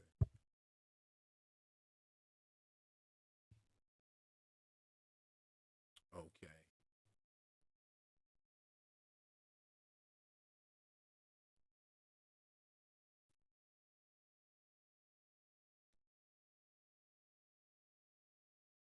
Okay, so is there a spot in the trailer where we actually see Christy wearing the beanie and it's her face? Is there a spot in the trailer where we actually see that? Let me know.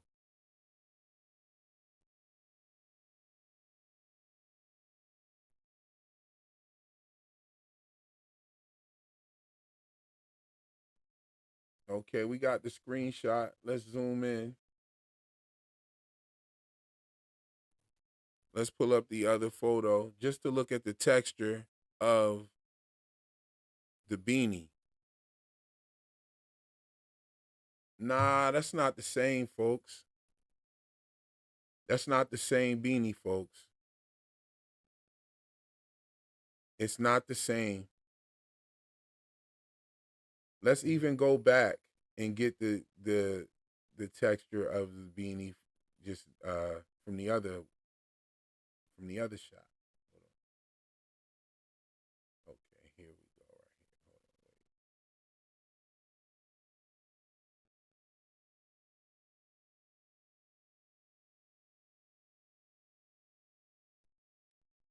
Hold on, wait. Okay. So we're going to screenshot this one and compare all three.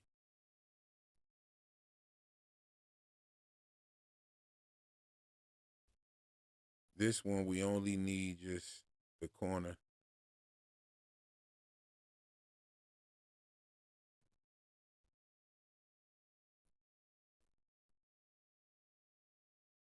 I can't do this and look at the chat, so bear with me, family. Okay.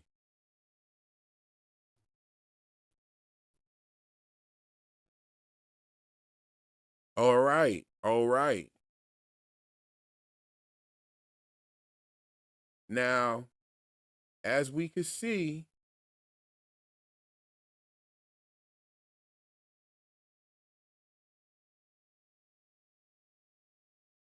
this one looks a little bit more consistent with this one. These two here look a little more consistent.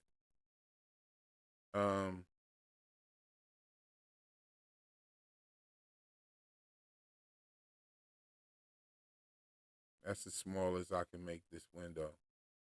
But that's good. But this looks a little more consistent. You see how these ribs are a little bit more spread out and wider? These are a little bit wider, and these are tighter. Like the ribs are closer together on this hat. I mean, that's clear, right? Am I bugging? Am I bugging? But the ribs on this, the spaces in between are like little lines right here, and over here they're big grooves. Even the rim where the hat is folded up, it just doesn't look like the same hat to me. It doesn't look like the same hat, y'all.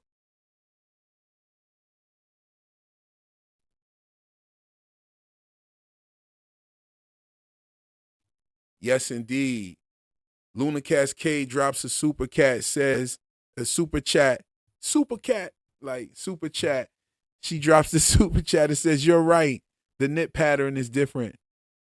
One is knit purl 1, the other is knit 4 purl 4. Yes, I'm a knitter."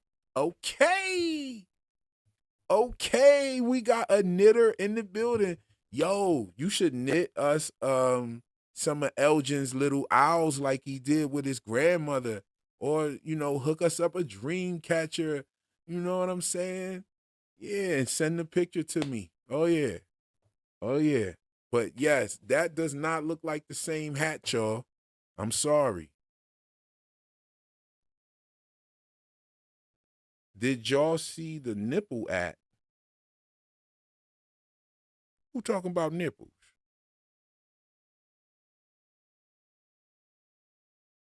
Oh, you got that out of there, huh? I saw the comments, sis.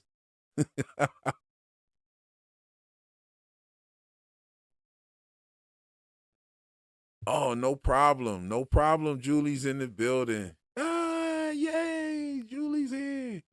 Yeah, we've been cooking. Tony and I did a great debate, and now we're just still coasting.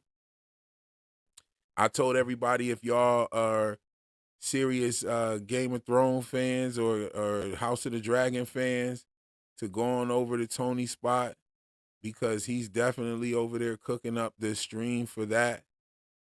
But I think we got the Fromland over here this evening. I don't know, like House of the Dragon is real cool and everything, but that trailer that they dropped has lit a fire under the entire community, and we've been here talking about it endlessly for hours. I've been talking about it nonstop, y'all. I've been talking about From nonstop, debating. We was debating. That's how this debate came about. I missed Saturday Night Live. I had an emergency last night. I had to take care of that. You got to do what you got to do. And I was bummed out. Called Tony. He went live. I didn't get to see the live. I dropped in for a short period. And dropped in for a short period, and I had to get out of there. I had to focus on what I was doing. And I was bummed out, called him, asked him how the live go. And then I cooked him on a couple of points real quick. He said to me, and I was like, nah, that ain't it, bro. And then I cooked him on those real quick. And then he said, yo, how about this? Let's just do a debate on your channel. I said, word? I said, bet. No problem. I'm about to make the thumbnail right now. We stayed on the phone for about 5 more minutes. The thumbnail was made, and the rest is history. I think we should do more of those. We definitely have to have some sort of like talk time situated. I don't mind getting heated, but we definitely got to have like a specific talk time. I don't want us to respond to the chat all like that when we do debates. And I would like to get more people up here at the same time that I could actually send the link to. That would be dope. But yeah, we definitely have to do some more of those debates. I cooked Tony on a couple of things. He broke word on a couple of things that was resonating well with the people out there. Even some of the people that regularly come over here had to agree with some of the things he said. And so I love it. Like, I think that was a good discourse back and forth. It was heated. Some people was like, yo, y'all chill. Del Senior said that I owe her some pain medication. I got to do some. You know what? Here go your pain medication right here, sis. I don't know how late the delay is going to make this come up in the chat, but you already know where the medication is. This is the medication right here. That Fatima's gas pack. That's the medication. And the relaxation, for the hateration. Yo, was the chat lit? What was going on in the chat when we were going back and forth? Like, I seen some people going at Tony and stuff like that, but was people going at each other and disagreeing and stuff? Like, what was going on? I really I really couldn't see it. I was trying to stay focused on what we were talking about.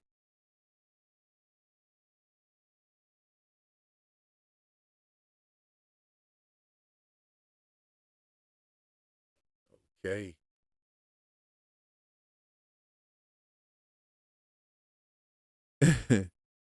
Let Real know that you can help him set up the software to have others on the show.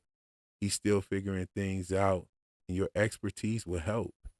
Yes, Dana Marie, if you have any tips for me, help me out. I'm doing the best I can over here. I got a lot going on, like, and I'm not like computer illiterate. I'm very tech savvy as far as, working programs and figuring out stuff. Just a quick disclaimer, I'm not using like no StreamYard or nothing like that. If I was using StreamYard, I wouldn't be having any of these problems. However, I like to use OBS because it gives more control. You could create anything you want, like the way you want it, and you can import things directly from your computer. You could do a lot more on OBS, and I just look at it like as I get better with the software, it will the stream will get better. I'll be going up on cam soon. I know y'all want to see the real Enigma. You know what I'm saying? I've been on Tony's live last year. I was on cam, so y'all could go scour his live streams and find it. And if you want to know what I look like, but I'll be going on cam soon. Definitely gonna be going on cam on Taryn and I's trip.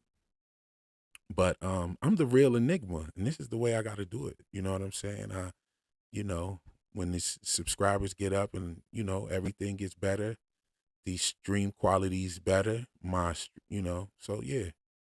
But yeah, all I'm doing here, I'm just a brother with some locks, and I'm gonna pop up in front of the camera and start getting these streams better. We're gonna have some fun.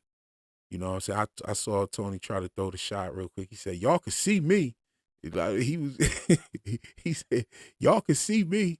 I want all the smoke." So like, yo, yeah, y'all can't see me right now, but y'all hear me. And I think that the content is still valuable because I'm bringing some scholarship, and I'm also bringing some, vibe. And you guys help me keep the vibe. I love the vibe. It's all good. But yeah, let me look through these comments and see what you guys is talking about in here. Hold on. Let me try something. Okay, yeah, this helps a lot. Now I can see.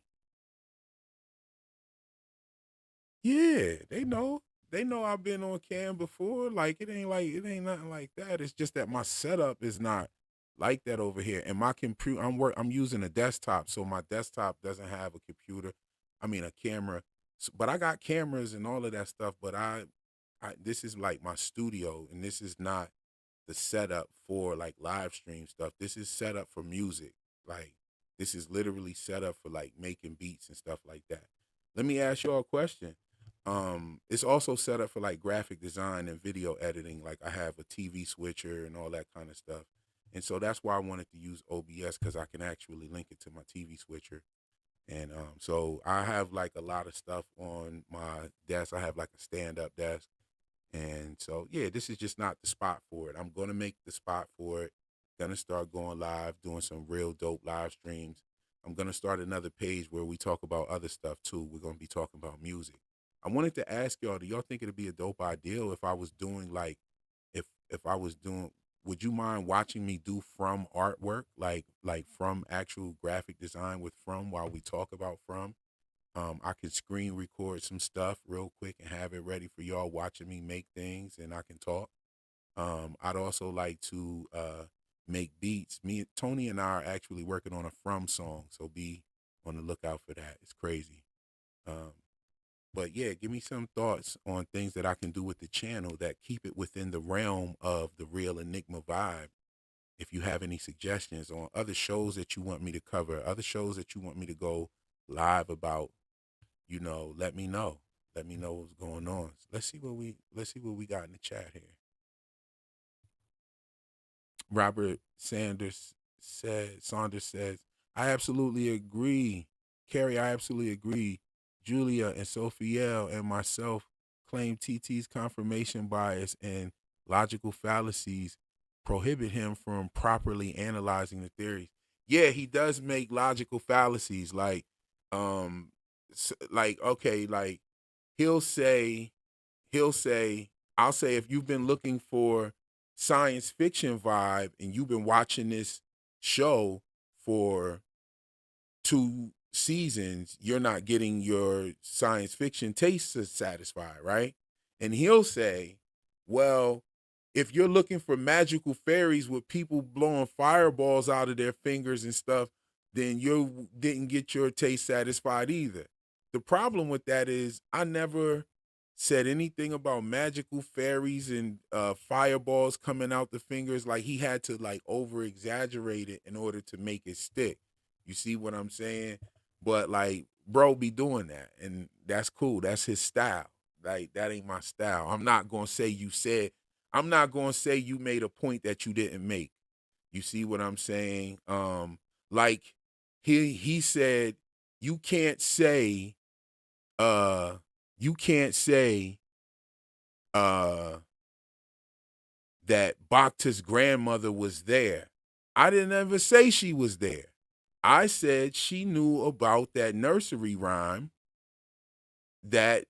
and she told her granddaughter, and her granddaughter ended up there. That's association. That nursery rhyme is totally exclusive to Fromland. It talks about the events of the curse. Totally, right? So I never said that the grandmother was there. I said that she had knowledge of the place. I said the facts. The grandmother told her the thing, and he has to speculate that that she wasn't there. That's a speculation. How do you know she wasn't there? He has to speculate that that nursery rhyme is not exclusive to From. No, we know it's exclusive to From because it's talking about the events in From, right? So yeah, like the logical fallacies were definitely coming through. But one logical fallacy that he never comes with is an ad hominem attack. He never attacks me. That's my brother. We don't attack each other. We attack each other's points. If you can't attack my points, then we can't even have a conversation. You see what I'm saying? So he never attacks me. He's never like, yo, you one of them silly conspiracy theorist guys talking about, nah, he never did none of that. He never gave it up like that. He's always been respectful. We've always been respecting each other, and that's why we brothers. Do we yell at each other? Yeah, that shit is funny. Do we talk like two men in a barbershop that been knowing each other for years? Yes. I've been knowing the brother for a little over a year, and I could say it feels like I've known the brother for years. Not only that, we talk about music all the time. So, and we're both former musicians. So, well, I'm still a musician, but he's a former musician. Yo. Okay. Dana Marie drops the super chat and says, let me know if you need help with anything, Scarlet Fever, and I can help. And we would love to talk From theories with you for sure. Thank you, Robert. Yo, dope. Yes, indeed. Okay, hold on. Wait a second. Wait a minute. What's going on in this chat? Okay. There's Courtney in the building. There she is. That's my sister right there, y'all. Yes, indeed. Courtney's in the building. Hey, Julia's in the building. We got Pagan Sky. Let's shout out everybody real quick. See who's up in here. We got Sifu. We got Pagan Sky. We got Tanaya. I don't want to butcher nobody's name. We got Robert Saunders in here. Okay. Oh, we got another super chat from downtown. Bro, you from the DEC? No, I'm not, actually. I'm from PA and I grew up in Florida, though. What is the DEC? I'm not even familiar with the acronym. Yes, we got Julie in here. We got Choco in here. We got Choco Beauty in here. Chocolate Beauty in here. We got Beverly in here. We got Dr. Deb. We got Del Senior in the building. Del Senior be holding it down. thank you, sis, for sending me those pictures and things like that, trying to help me get my stream together. I appreciate you so much and everything you do. All the mods, everything y'all do. Y'all keep the chat right. We got a close-knit family in here, so we don't never really run into no BS. But yeah, thank you for being here and everything that y'all do. I said Pagan Sky's in the building. Robert's in the building. Gardenia's in the building.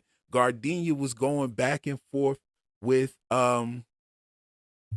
Tony. Tony was calling my sister a hater, but it's all good because, you know, she's over here. I'm not going to let my brother, he's my brother, but I'm not going to let him come over here and attack mine either. So, yeah, because I wouldn't do that to him. People go at me all the time when I'm on his channel, like, because they definitely don't. Oh, yo, Seafood. Yes, indeed. Your voice rocks. We love it. Face or no face, you're killing it. Thank you. Yo, thank everybody that gives me encouragement to continue to do this. The views and everything are encouragement. And, you know, sharing my stuff is encouragement. I never ask you guys to do that like that in my videos. I've done it in 2 videos and that was it. I just feel like, hey, I'm going to create something from the bottom of my heart. I'm going to put my all into creating the content and hopefully y'all like it. Hopefully y'all vibe with it.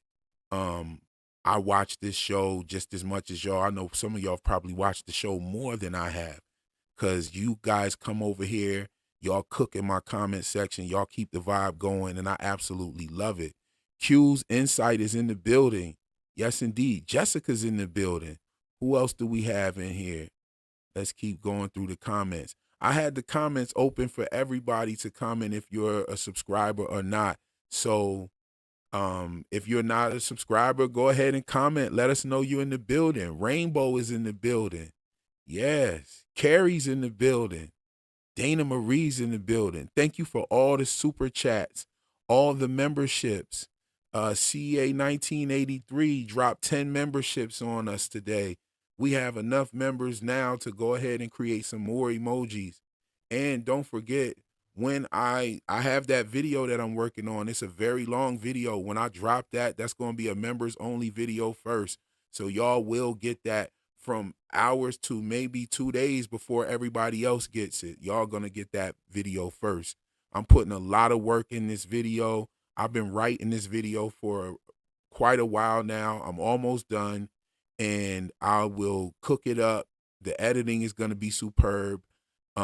It's going to be very original. It's going to be something, even if you don't watch from, you'll be able to watch this video, and I'm going to put it out there what it is. You know, I don't care if anybody try to steal my idea or nothing. I've obviously been cooking this shit for a long time, and you'll be able to tell that when the video drops. So I'm going to just tell you what it is. It's Boyd's entire story from when he was in college all the way up to the end of season 2. So that's what I'm dropping on y'all head. It's going to be fire. It's only from Boyd's perspective. It's not from anybody else's perspective. If anybody else does this video or a video like it, or they try to move to another character or something like that, you know they got that shit from here first. I've been cooking this for a while. It's people in the chat that communicate with me that know that I've been cooking this up. So it is what it is. We got Tyon Reed in the building. We got Luna Cascade. I said Rainbow. Who else we got in here? Purple Alizé. Okay, Purple Alizé. You took me back to the 90s with that, like, for real. That's almost it. That's today I'm 44. That shit sounds like Boone's Farms to me right now. Like, yeah, that's what's up. We got Dr. Deb in the building. Yes, she's in here. Yo, I love the vibe right now. I'm here for the intellectual discourse and scholarship 100%. Sophie L says, do I bring some scholarship to the table? You know what I'm saying? Let me know if y'all like the educational value that I try to insert into my videos. I believe that that's why this show has pretty much called me. I know y'all heard me ask Taryn. I said, yo, let me ask you something spooky, bro. He says, yeah, go ahead. I say, do you feel like this show called you? Yes. He said, yes, I do feel like this show called me. I actually feel like this show has called me. I was in a conversation with Julie, and she said that she feels like this show called her as well. I think that this show is so well written. They pay attention to so much detail. If you have actually given it a shot, sat down and watched it, that it definitely will intrigue you and spark the brain and get you thinking on many different levels. They have something for everybody, no matter what school of thought you think in. We got Gothic Chick in the building. Gothic Chick 4 is in the building today. Yes, indeed. We seeing a lot of people. I'm glad that y'all came through to support the live with Tony and I. You know what I mean? It was off the cuff. We got From Downtown in the building, of course. He's called in. We have Kim in the building. She called in. And so if anybody else wants to call in and we drop some jewels on me. I'm waiting to hear it. Chaco, if you want to call in, call. Julie, if you want to call in, call. Beverly, if you want to give us a call, go ahead and call in, ask a question. Purple Alizé, call, ask a question. Dr. Deb, call us. Let's see what's going on. Summer Girl LV, Summer Girl V, she's in the building. I'm here for your streams, Professor. Okay, that's what's up. Summer Girl V in the building. All of these people are welcome to the Dark Sides in the building. Yes, I enjoy the education and research. Choco Beauty recommended me your channel. Thank you, Choco Beauty. Thank you. Welcome to the Dark Side. Yo, I think I seen a video of yours. You got some pretty fire content over there. I got to stop by more. I definitely got to give you a follow. I just jumped right out to me. Welcome to the Dark Side. Yes, indeed.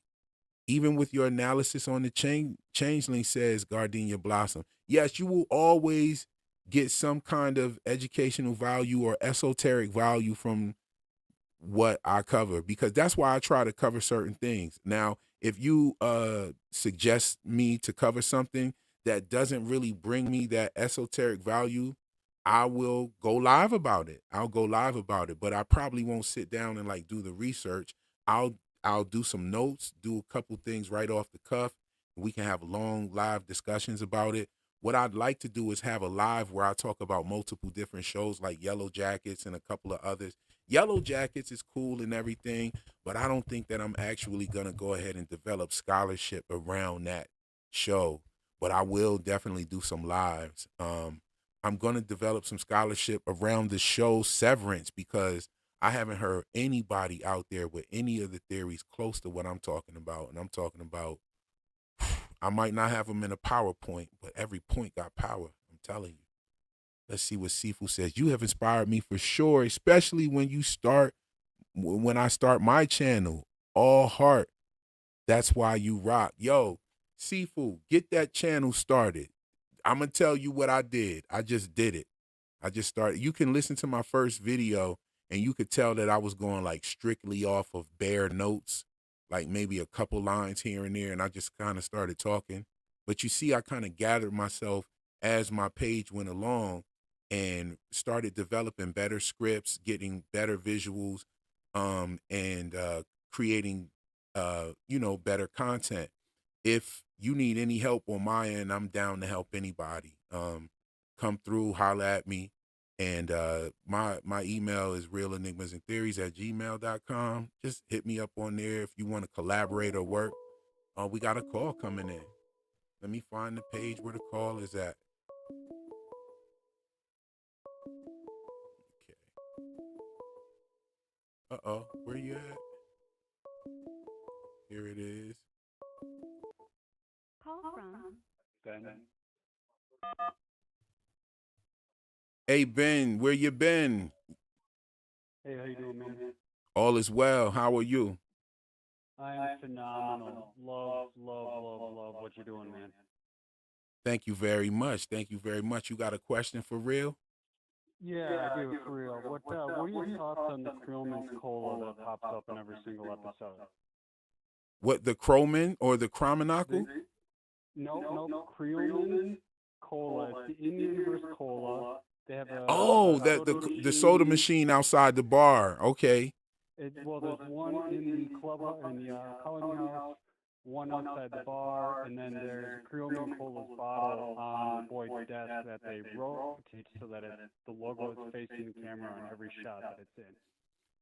I have looked at that and I have saw that. I did a little bit of research on it. I didn't find too much. Did you find anything? And if so, share it with us. There's a creel in Victor's. A creel is like a fishing basket, and there's a creel in Victor's truck. There's a creel in Tian Chen's storage in the diner, and I think there's a creel in the basement of the Matthews house before it collapses. Oh wow. Is there one in the tunnels as well? I don't know. Let me double check my screenshots. My wife and I pretty avidly watch, and we really enjoy the deep dives you do. And so we went through and did screenshots for most of everything. They're saying you're in the echo chamber. Let me see what's going on with that. Sorry. Hold on 1 second. No, it's not. It's not you. It might be something I'm doing. Does everybody hear the echo?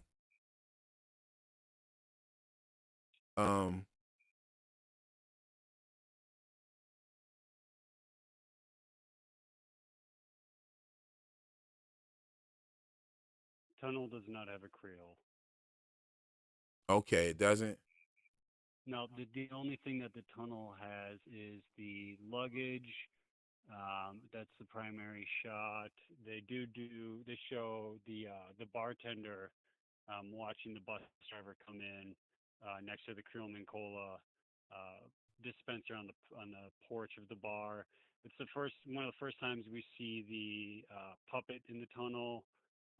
We see a clock that is set to just after 6:12.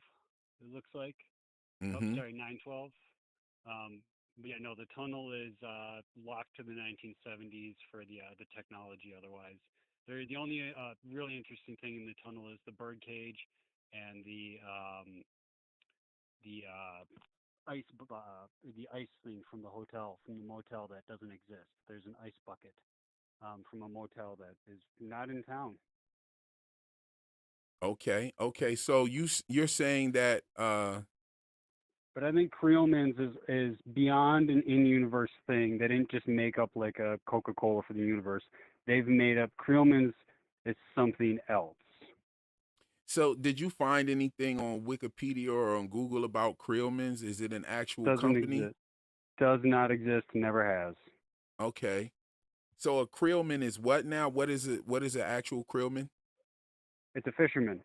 So a creel is a wicker basket that has a hole in it that you can tuck bait into and pull it out, and it's for like fly fishing or for casting. But yeah, there's a Creelman Cola in every single episode. They go out of their way to make sure there is a shot of Creelman's Cola in every single episode for all 20 episodes thus far for seasons 1 and 2. Oh, that's crazy. Yeah, and I have noticed it. It definitely is prominent within the show. I haven't. That's like I was saying. I couldn't really find much on it, so it probably means something. You know who I'm gonna ask? I'm gonna ask Taryn. Are you familiar with Taryn? Yep. Yes, I'm definitely gonna ask Taryn. Yeah, it's worth. I know that Jack Bender does a lot of the custom artwork for the show, and they custom built the town, so everything on the show in every shot is intentionally put there by production, by the set crew. So it's intentional that they made it. They custom made glass bottles of Creelman's Cola and put them in the shots. So it's right. So they took. They definitely were paying attention to some detail for something. So Creelman means fisherman. That's interesting. But yeah, watch the episode where they're in Victor's truck, and he has a creel on the back left side of his truck hanging next to some fishing rods. Okay, so a creelman is a fisherman. So yep. Let's see here. Sophie L says, "Wow, creelman means fisherman. That's so interesting." So we have Mr. Fishing Loaves. It's definitely a reference to Christianity.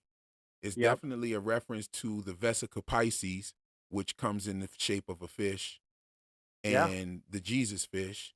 We have Mr. Fishing Loaves again. We have Tabitha, right? When she goes down to the basement to look at those paintings, there was a Vesica Pisces there with those like Siamese twin looking characters that were painted. Yep. I believe that that is a reference to that. And I believe that that is a connection. There are a lot of Fish and Loaves stories. As a matter of fact, the Fish and Loaves story comes from the book of Matthews. And we have the Matthews family, and Tabitha Yep. Matthews is down there with the Vesica Pisces. And also Well, Father the Kotri brings up the book of Matthews in the show. So hospital at the end of season 2 is St. Anthony's, and then the hospital that was the school is St. Paul's Elementary and High School. If you look at a screenshot of it in 4K and zoom in, you can see it's an STPAULS. So it's St. Paul's. So the Christianity theme kind of carries through for healing as well on that side, where they have 2 different hospitals. we got one St. another Paul's, member. one St. Shout Anthony's. out Golden Child for becoming a member to the Magnified Posse. We're in the building again. Everybody celebrate the new member. If you got the emojis, use whatever emojis you got. Celebrate yourself even. But we got another member, and y'all know what we do with it. That's what's up. Yes, indeed. Sorry about that. I definitely wanted to shout out all the new members. I'm not worried at all. I'm actually a member as well, but I'm too embarrassed to say the name of my channel on yours, so you're good. Oh, don't Yeah, worry no. about it. Oh, it's all Yeah, good. you. Like, I just wanted to point out the Creelman's Cola thing because of the fishing aspect of it and your dynamic with drawing back to the dynamic you've made so many times over Mr. Fish and Loaves and the different aspects of Christianity. I haven't seen really anybody anywhere talk about that aspect. So right, the Krillman's aspect. And you know what? In my neck, I'm actually talking about the Mr. Fish and Loaves and the Vesica Pisces that is inside of the basement. And I've actually been talking about that. And so I will add the Krillman's reference in there and ask in the video, does anybody else know anything about the Krillman's thing and the Fisherman's thing? Is Fisherman, that is also significant to the lighthouse. That's Yep. how fishermen find their way through the sea. Find their way to, that lighthouse. So yeah, definitely fisherman has a lot. Fisherman also is a reference to if I had a boat in a way, you know what I'm saying? Yep. So yeah, I definitely see that it is in there, and they have made a point to create things like the logo and everything in the bottles just to show what Yep. time period this thing is even from as well. And it looks like it's from around Victor's time period. Yeah, it Yes. would be the 1970s. The latest the songs go, I think, in the music jukebox is 1978. I want to say is the very latest. Oh wow, So we can okay. Yeah, so we can tie that also to knowing in the first season when Tabby's walking up the stairs and has the vision and sees the dates carved into the lighthouse stairs. That's tied to 1978. So we can know that Victor's massacre would have been in 1978. Yes, and I could see that being a relevant thing. Definitely, the 1978 date has something to do with Miranda escaping. Some people I've seen have the theory that each date on the tower in Tabitha's dream is a date that someone escaped. So I wouldn't be mad at that at all. Percy Garcia's in the building. I'm pretty sure that a bottle on the tree is when someone would escape. If you go watch when Tabby leaves in season 2, episode 10, before she goes into the tree, you can see all the bottles on the tree. And when Tabby leaves and they do the wide shot of just Victor standing there, there's a bright blue bottle that's been added to the tree. And then when you watch the season 3 trailer, when you see the bottle tree outside of Henry's house, you can see that same bright blue bottle is on his tree as well. So they intentionally, that bright blue bottle has something to do with it too. But yeah, when somebody goes through the faraway tree, there's a new blue bottle, or not a blue bottle necessarily, but a bottle added. Yes. Okay. So so you're saying that when someone goes through the tree, there's a bottle added as well? Yeah, and I'm pretty sure you know who Henry is then from the season 3 trailer, right? No. The new added character. So if you watch the trailer and you pause it when he's standing in the hallway, you can see him next to all the family photos. the largest photo of the little girl there is Eloise, Oh Victor's yeah, I saw that. sister. Did you say Henry? Who's Henry? That's his name per the press release. His Oh, name's okay. So Henry. that's his name. So Victor's Yeah, father, that's the Vic. person that we think is Victor's father's name is Henry. Yeah, no, that's his. Eloise is in the photo wearing the exact same sweater that we see her in the flashback. Yeah, I spoke when about that, when and their I spoke mom. about how this Yeah, the sweater is a different color a little bit, and if you I have color correct it, I put it in Photoshop and color corrected them. They're the same sweater, same color, okay, everything. right, Yeah, and so you do see that they are different colors though, as far as what they show us, right? yeah, All right, so what I'm thinking is there are two different reasons for that. There's possibly they could have just like did some color grading to it to signify that this is a flashback, or Victor didn't remember the actual color of her sweater and his memory is kind of fuzzy and fadey a little bit. You know what I'm saying? yeah. That's exactly what we were thinking too, especially because he straight up forgot Eloise for almost a full 2 seasons, and it took the pictures of the drawings for him to have that flashback, that memory fully, and Right. And it could so he be probably doesn't even remember what misinformation her from his sweater own looked brain. like. Yep, Yeah. yep, So that's what I'm thinking that is. Cause I mean, that would make sense because in this trailer, he says that he's looking for what's missing. And we also get a shot of Eloise in the sweater, which would indicate that certain details would be missing from his memories. You know what I'm saying? So yeah, I yep. totally agree with you on that. I totally agree with you on that. This is a great call. This has been a good call. Yeah, I want to go ahead and open up the lines for someone else to give a call in. No Yo, worries. reach I out. gotta throw pizza in for my kiddos. So Oh, no problem. Yeah, reach out to me. Let's, talk. Let's talk some From stuff. Like, yeah, you seem like you've been really digging into it. And, that's what I've been doing, like trying to look below the surface. I think that like if you were to think this is aliens, all of that shit is on the surface. There's nothing like yep, deeper than just what they show you. A character mentioning up something that has to do with, space or aliens or something like that. But then, you have a candy bar with it blatantly right on there, a little Martian man on there.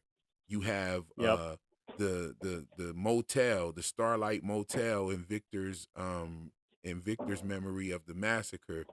And it's just really like surface level clues, nothing on a level that gives you any kind of depth. You know what I'm saying? It's just right there. You know what I mean? I don't think that the writers will be that lazy, especially when they're doing things like paying attention to so much detail when it comes to stuff like the Creelman's thing, and also the truck, the canning company. What's the canning companies? I'm sure you know the canning company's name. it's Cleary's Uh, Canning Company. yeah, the Peaches company, the Yep. canning company on the side of the truck, and all the different labels that they had to put on those cans. So yeah, Ben, yo, where you been? And don't go far when you go. So holla at us again, Ben. Will do. Appreciate you. We'll keep watching the live stream here while we make dinner. Oh, no problem. Peace. Peace. Yeah, that was a great call. That was a great call. Ben, call back again. For sure. Ben was dropping some heat. The Creelmans, being a fisherman, we have the Mr. Fishing Loaves.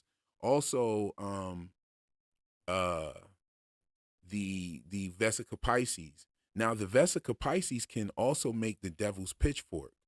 So the Vesica Pisces is used to represent Jesus and the devil's pitchfork. And I'll show you some of that in my next video as well. But I'm definitely going to shout out Ben in my video. I've already written it down. Ben in the video so that he can get credit for putting me on to the Krillman's thing. You see how easy that is? Because that was right here on the live with the family. We doing it. And so I've got some time to take another caller. I'm going to get out of here around 7 o'clock. I do want to catch a little bit of Tony's live and go check out House of the Dragon and, finish my video so I can get this out to you guys. Let me go through the chat while we wait on the next caller.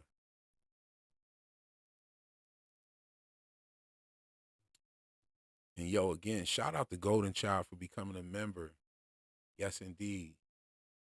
And I know that I haven't put out any members only content yet, guys, but you got the emoji so far. And when this next, not the next video that I drop, but my longer video about Boyd is going to drop, you guys will be the first ones to see it.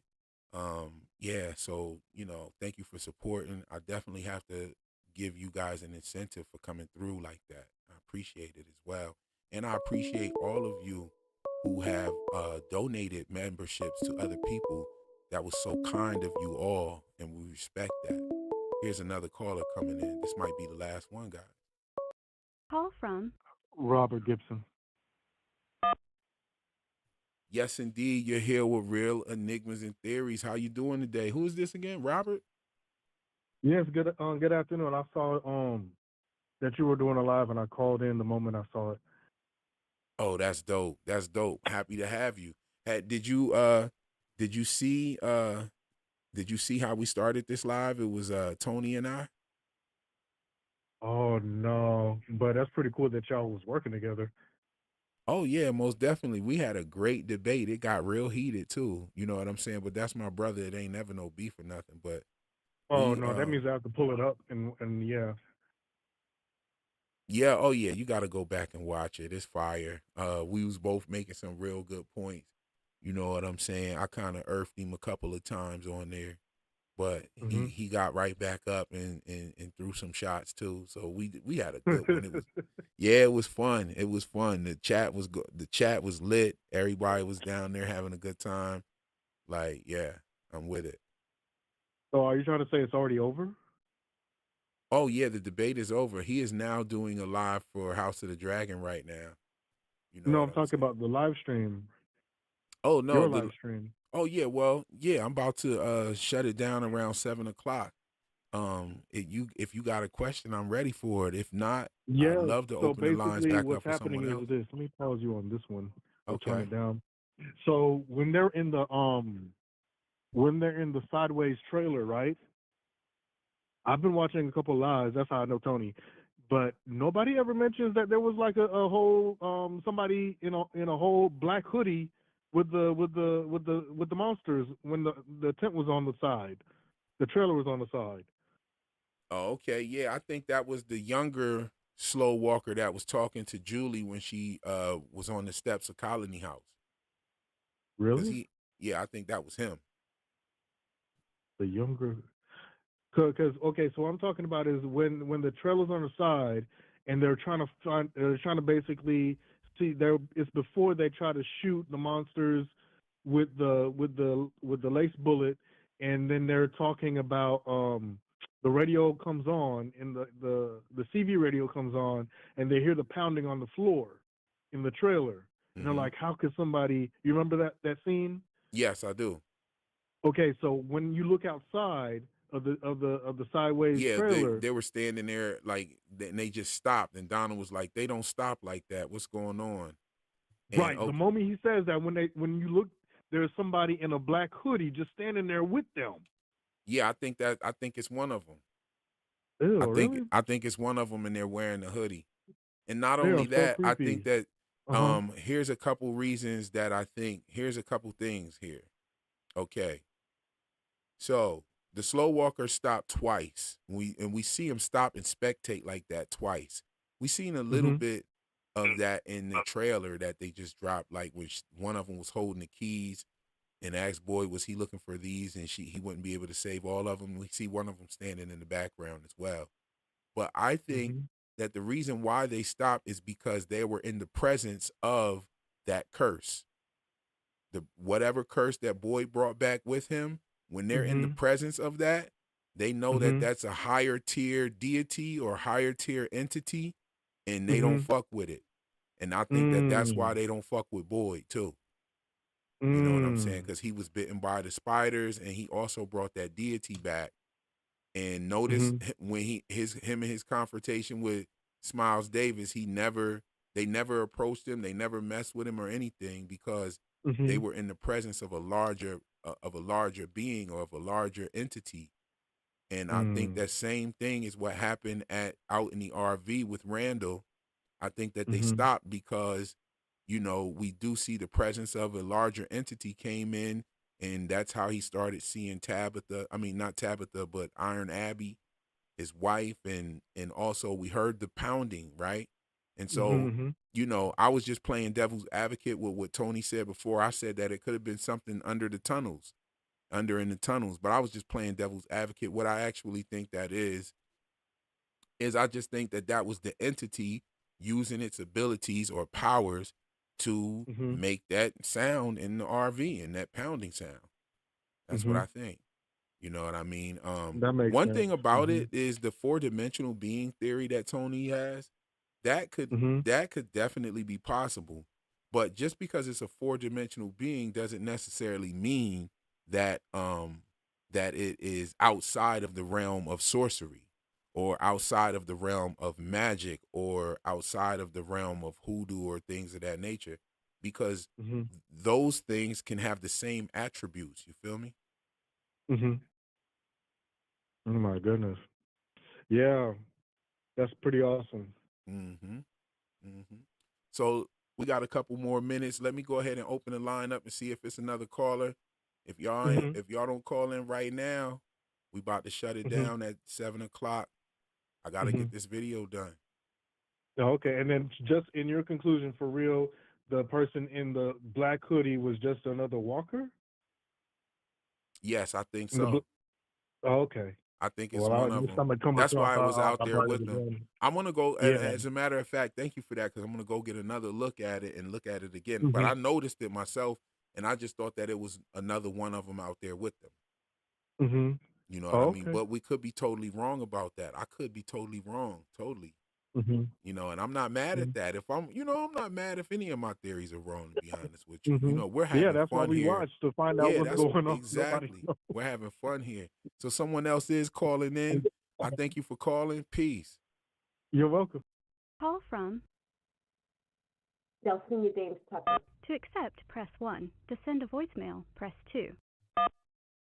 Yes, yes, yes. We have Delcinia in the building. How are you, sis? Are you there? Uh-oh. She dropped off. I'll give her a chance to call back.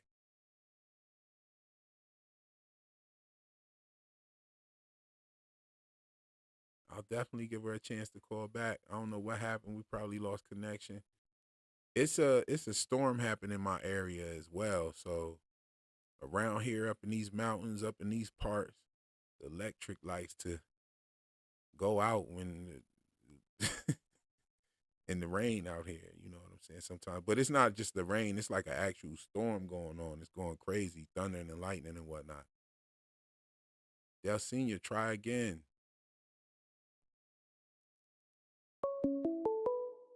There she is. I think so. Call from. Delphine James Tucker. To accept, press 1. To send a voicemail, press 2. Hello?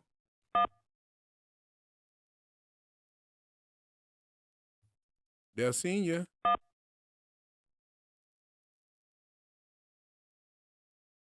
We can't hear you. Hold on. I don't know what's going on. Can you hear me when you can you hear me, or are we not hearing you, or can you hear me?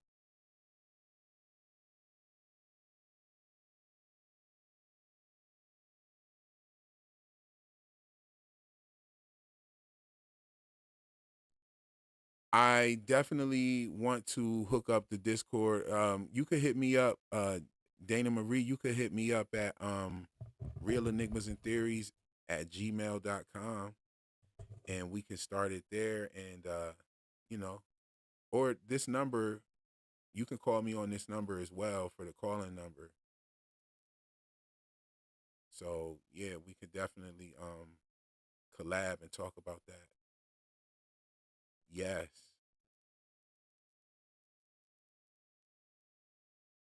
Okay, I couldn't hear her either, guys. So I'm gonna just go ahead and we're gonna cut this one off. I enjoyed this one. This was good. This was a real good one. Like I said, we're gonna do a couple more debates too. We're gonna have it more organized though. Okay, here's another caller real quick. Call from. Dulcinea James Tucker. To accept. Hello? You can hear me now, right? Yes, I can hear you now. Yay! I am so happy. You know what? I tried calling you through my Zoom app on my computer because I'm one too. I got the 3 screens and the whole hookup and everything. But I'm glad that you can hear me. Awesome. Yes, we're live. We're live. I'm so glad you called me. Yo, that was so funny. I do owe you some Oh my God. Yeah. No, you don't. You can hear me now. Let me know when it comes live. Okay, I guess you can hear me. Hey, how about mute it on your live or not? Yeah, mute the live in the background because it's like bleeding through. Okay. All right. Okay. So I'm just going to talk to you now. Hello, chat. I just wanted to say hello. I wanted to talk to the boss. I wanted to meet the boss. I wanted to thank all my lovely mods. These people are such family to me. I met a lot of these people in other chats, inside other lives and other places. So they come on and I'm screaming at them like they my sister. And I feel that way. And I'm just so glad that we are honing a great family here. As you can tell, I'm from New York, and I'm used to the whole barbershop and the bar talk, but I don't think the chat was ready. Remember, we're from all over the place. Everybody's not used to this. And I think in order to have those debates again, you need to announce it to the chat so they know what they're in for, because it almost incited a riot. I was busy. Me and Sophia, we were working double time. Yeah, we were. But it turned out to be great. And you know what's so funny? I'm just going to say this. I think Tony and I are two sides of the same coin, unfortunately. We're both from Queens. We're both passionate. If I found out that he's a Leo, that would explain it all. But you know what? I appreciated your banter. I don't always agree with him. Like, I don't always agree with everybody. But I'm in love with you and Terrence, and I'm in love with this family. And we're just going to rock and roll over here. If you need my help on anything, just let me know. And that's all I want to say. Let me say, 701, you got to go. I got to go too. Love you all. Peace. Love you too, sis. I thank you for calling. Yo, I'm a reflection of you, sis. Yo, for real. Mm-hmm. And that's what it is. We here, we built this family, we built this community. And I think that this show is going to be way bigger than any of us ever thought this show was going to be. I think that they've been making all of the right moves as far as getting into Comic-Con, getting onto Netflix and raising awareness of the show. And then imagine if you never saw this show before and you saw that season 3 trailer, you would go check this show out. That's one of the greatest trailers that I've ever seen, just to be honest with y'all. Me too.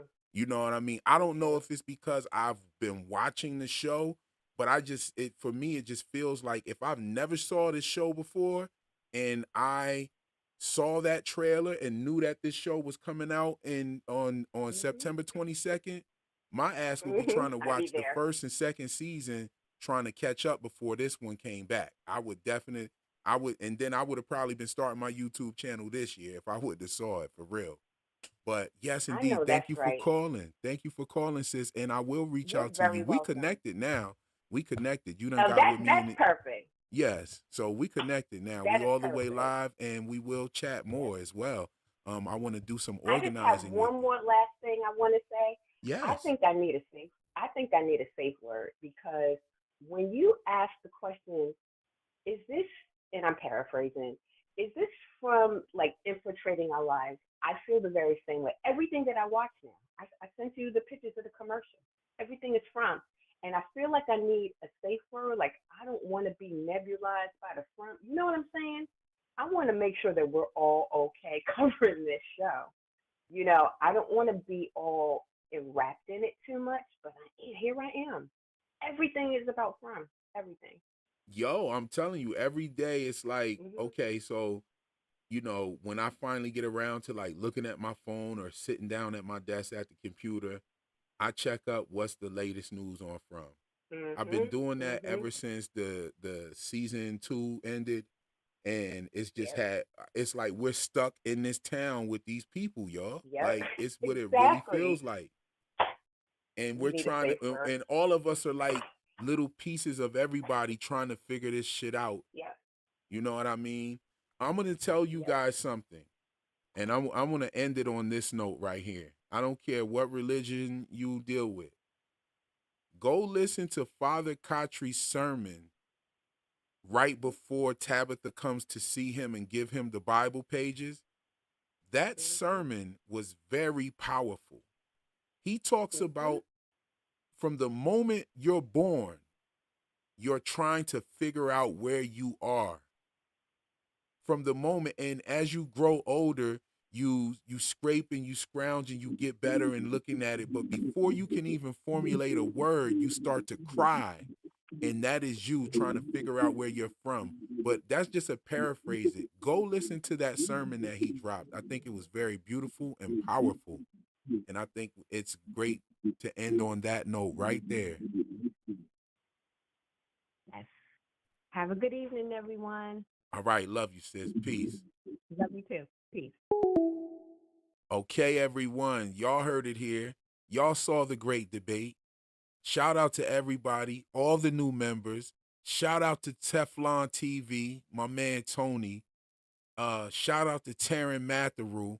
Shout out to Ben. Shout out to everybody that called through today and gave something. Shout out to Del Senior. Shout out to all the mods that hold the chat down for us. We definitely have a real dope family. I feel the love and I just love it.